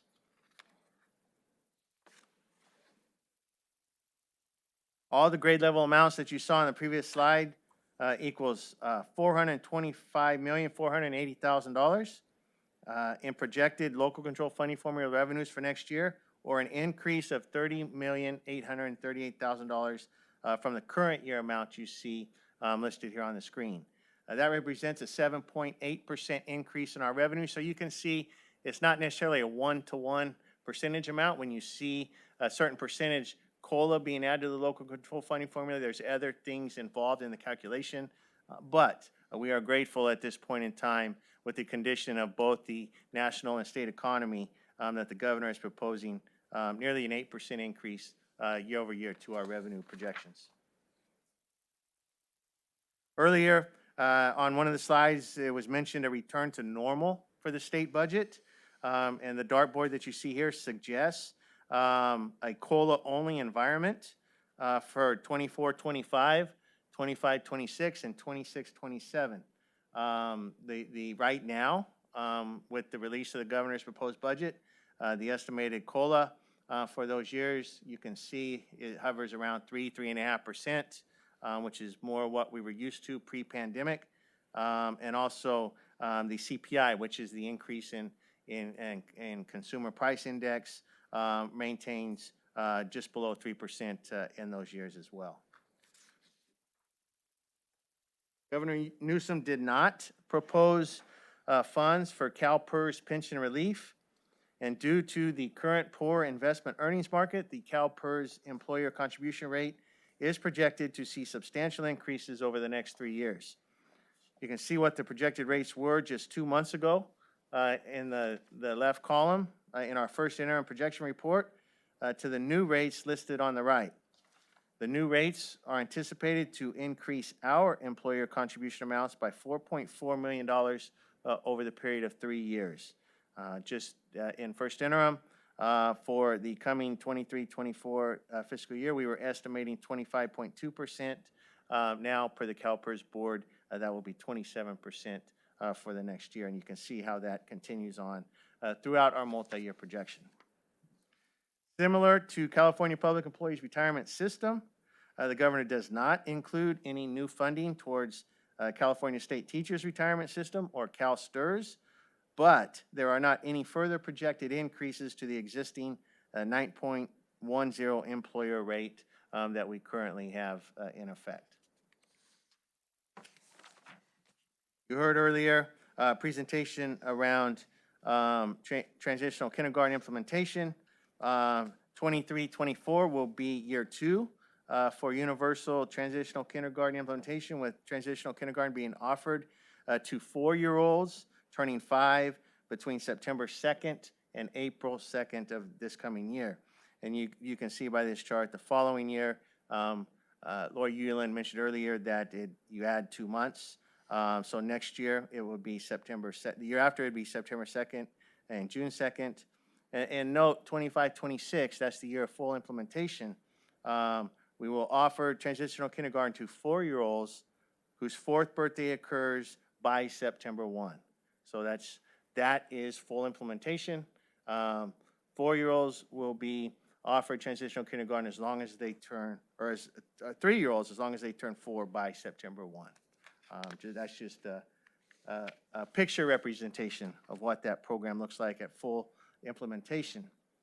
The governor's budget proposes a $1.2 billion mid-year reduction to the Arts, Music, and Instructional Material Block Grant.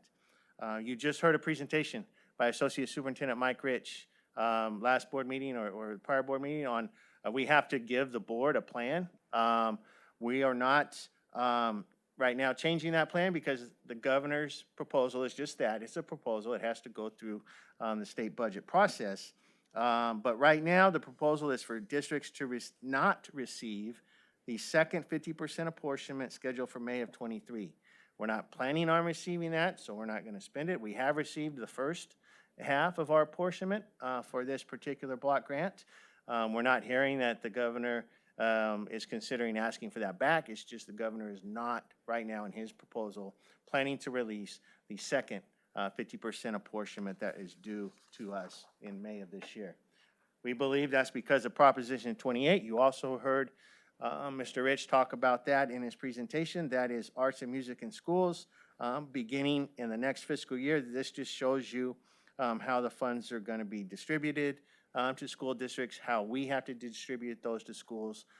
So this is now in legislation, which we believe gives the governor a bargaining chip for the remaining piece of the Arts and Music Block Grant to use with state legislature in the negotiating process to get a state budget approved. Next steps for us in budget development. We will begin our budget meetings with school sites and individual departments. We will include the governor's budget proposal that I just highlighted for you into our multi-year projection for the 22-23 second interim budget report, which you will see on March 6th. We will update revenue projections, if any are needed, from the governor's May revision later on in the spring. And then in June, we have our annual public hearing to adopt both the local control accountability plan and the proposed budget. Just like to put this in here for our budget cycle. You see things once a year. I just want to remind trustees, and especially our new trustee, this is what a typical budget cycle looks like. You can see we're between January and March. We've seen the governor's budget proposal. The next thing you will see is our second interim financial report in March, and then May we await the governor's May revision that could revise our current estimate figures that I just presented to you on the prior slides. With that, I will be happy to answer any questions that you may have.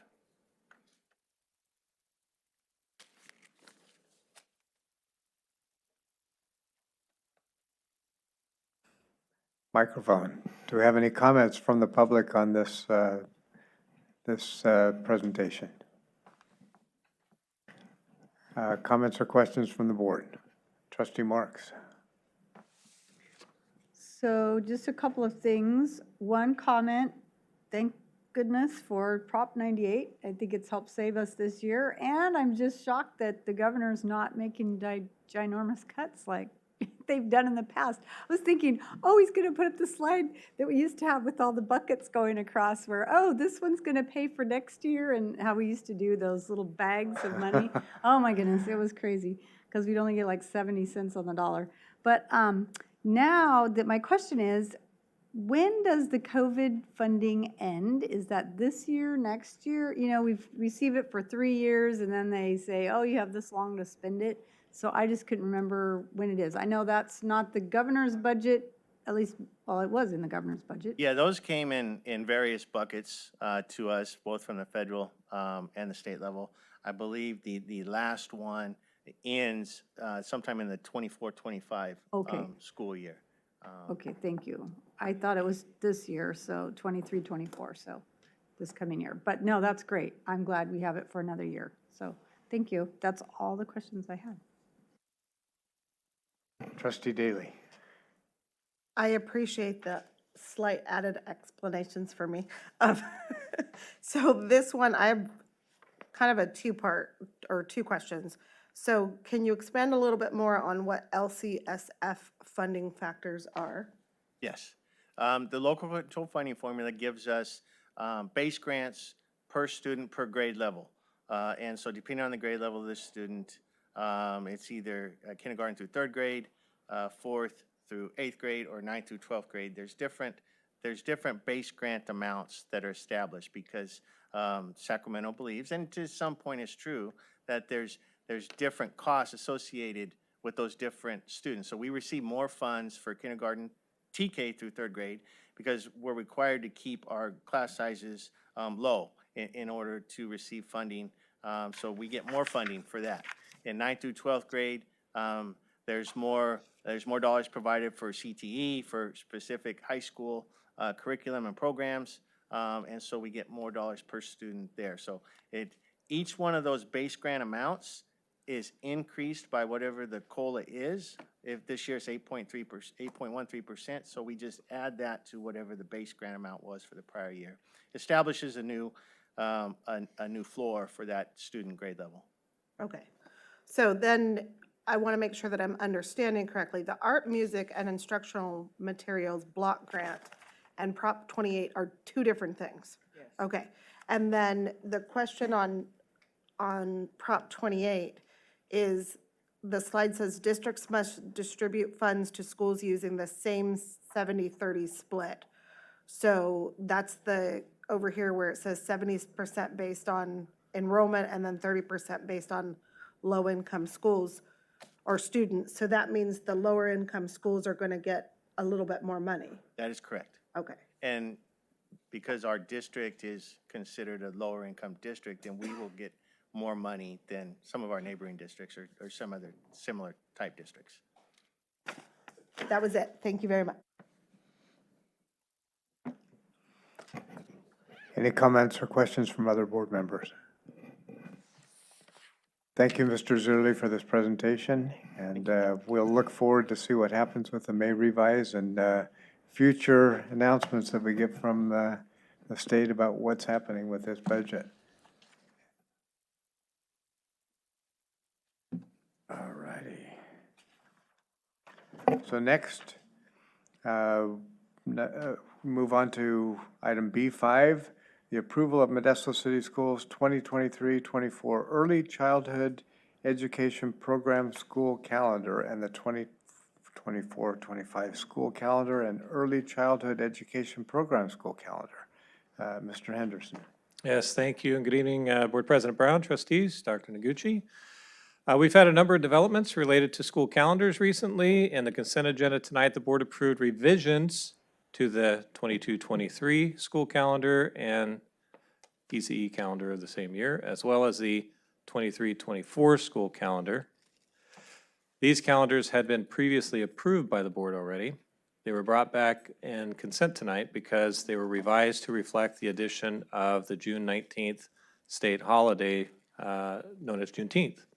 So revisions that you had already approved in consent.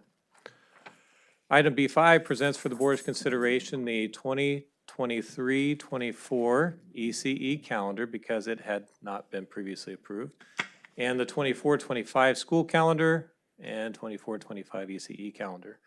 It's the district goal to develop and have approved school calendars for 2 years out. This assists the district and all of its divisions in planning as we project out activities for future years. Having an approved calendar for the year after next also helps our feeder districts who coordinate their own calendars to align with that of Modesto City Schools.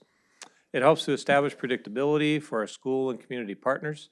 The 23-24 ECE calendar and the 24-25 school and ECE calendars are modeled after our current calendar in terms of start and end dates, as well as holidays and associated breaks throughout the year.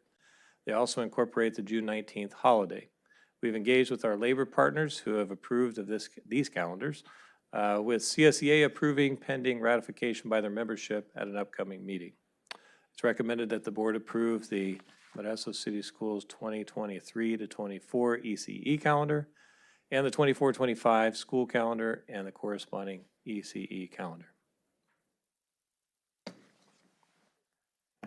Thank you. I don't see members of the public for comment, but is there someone that I don't see?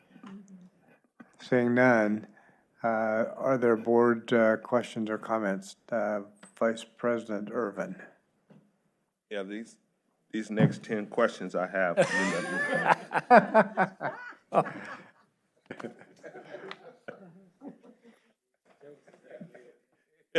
They got to break the monotony. No. Oh, okay. I do have a comment, though. Trustee Marks. I just want to say, it's so great to have the 2 years, because you guys know, for years, I was, please, can we get a 2-year calendar? We finally have it, and every time we do it, I'm like, yay! So I just wanted to say that. So I would like to make the motion to approve the calendar. Approve this Motion item. by Trustee Marks and second by Trustee Maestas. Those in favor? Raise your hand and say aye. Aye. Passes unanimously.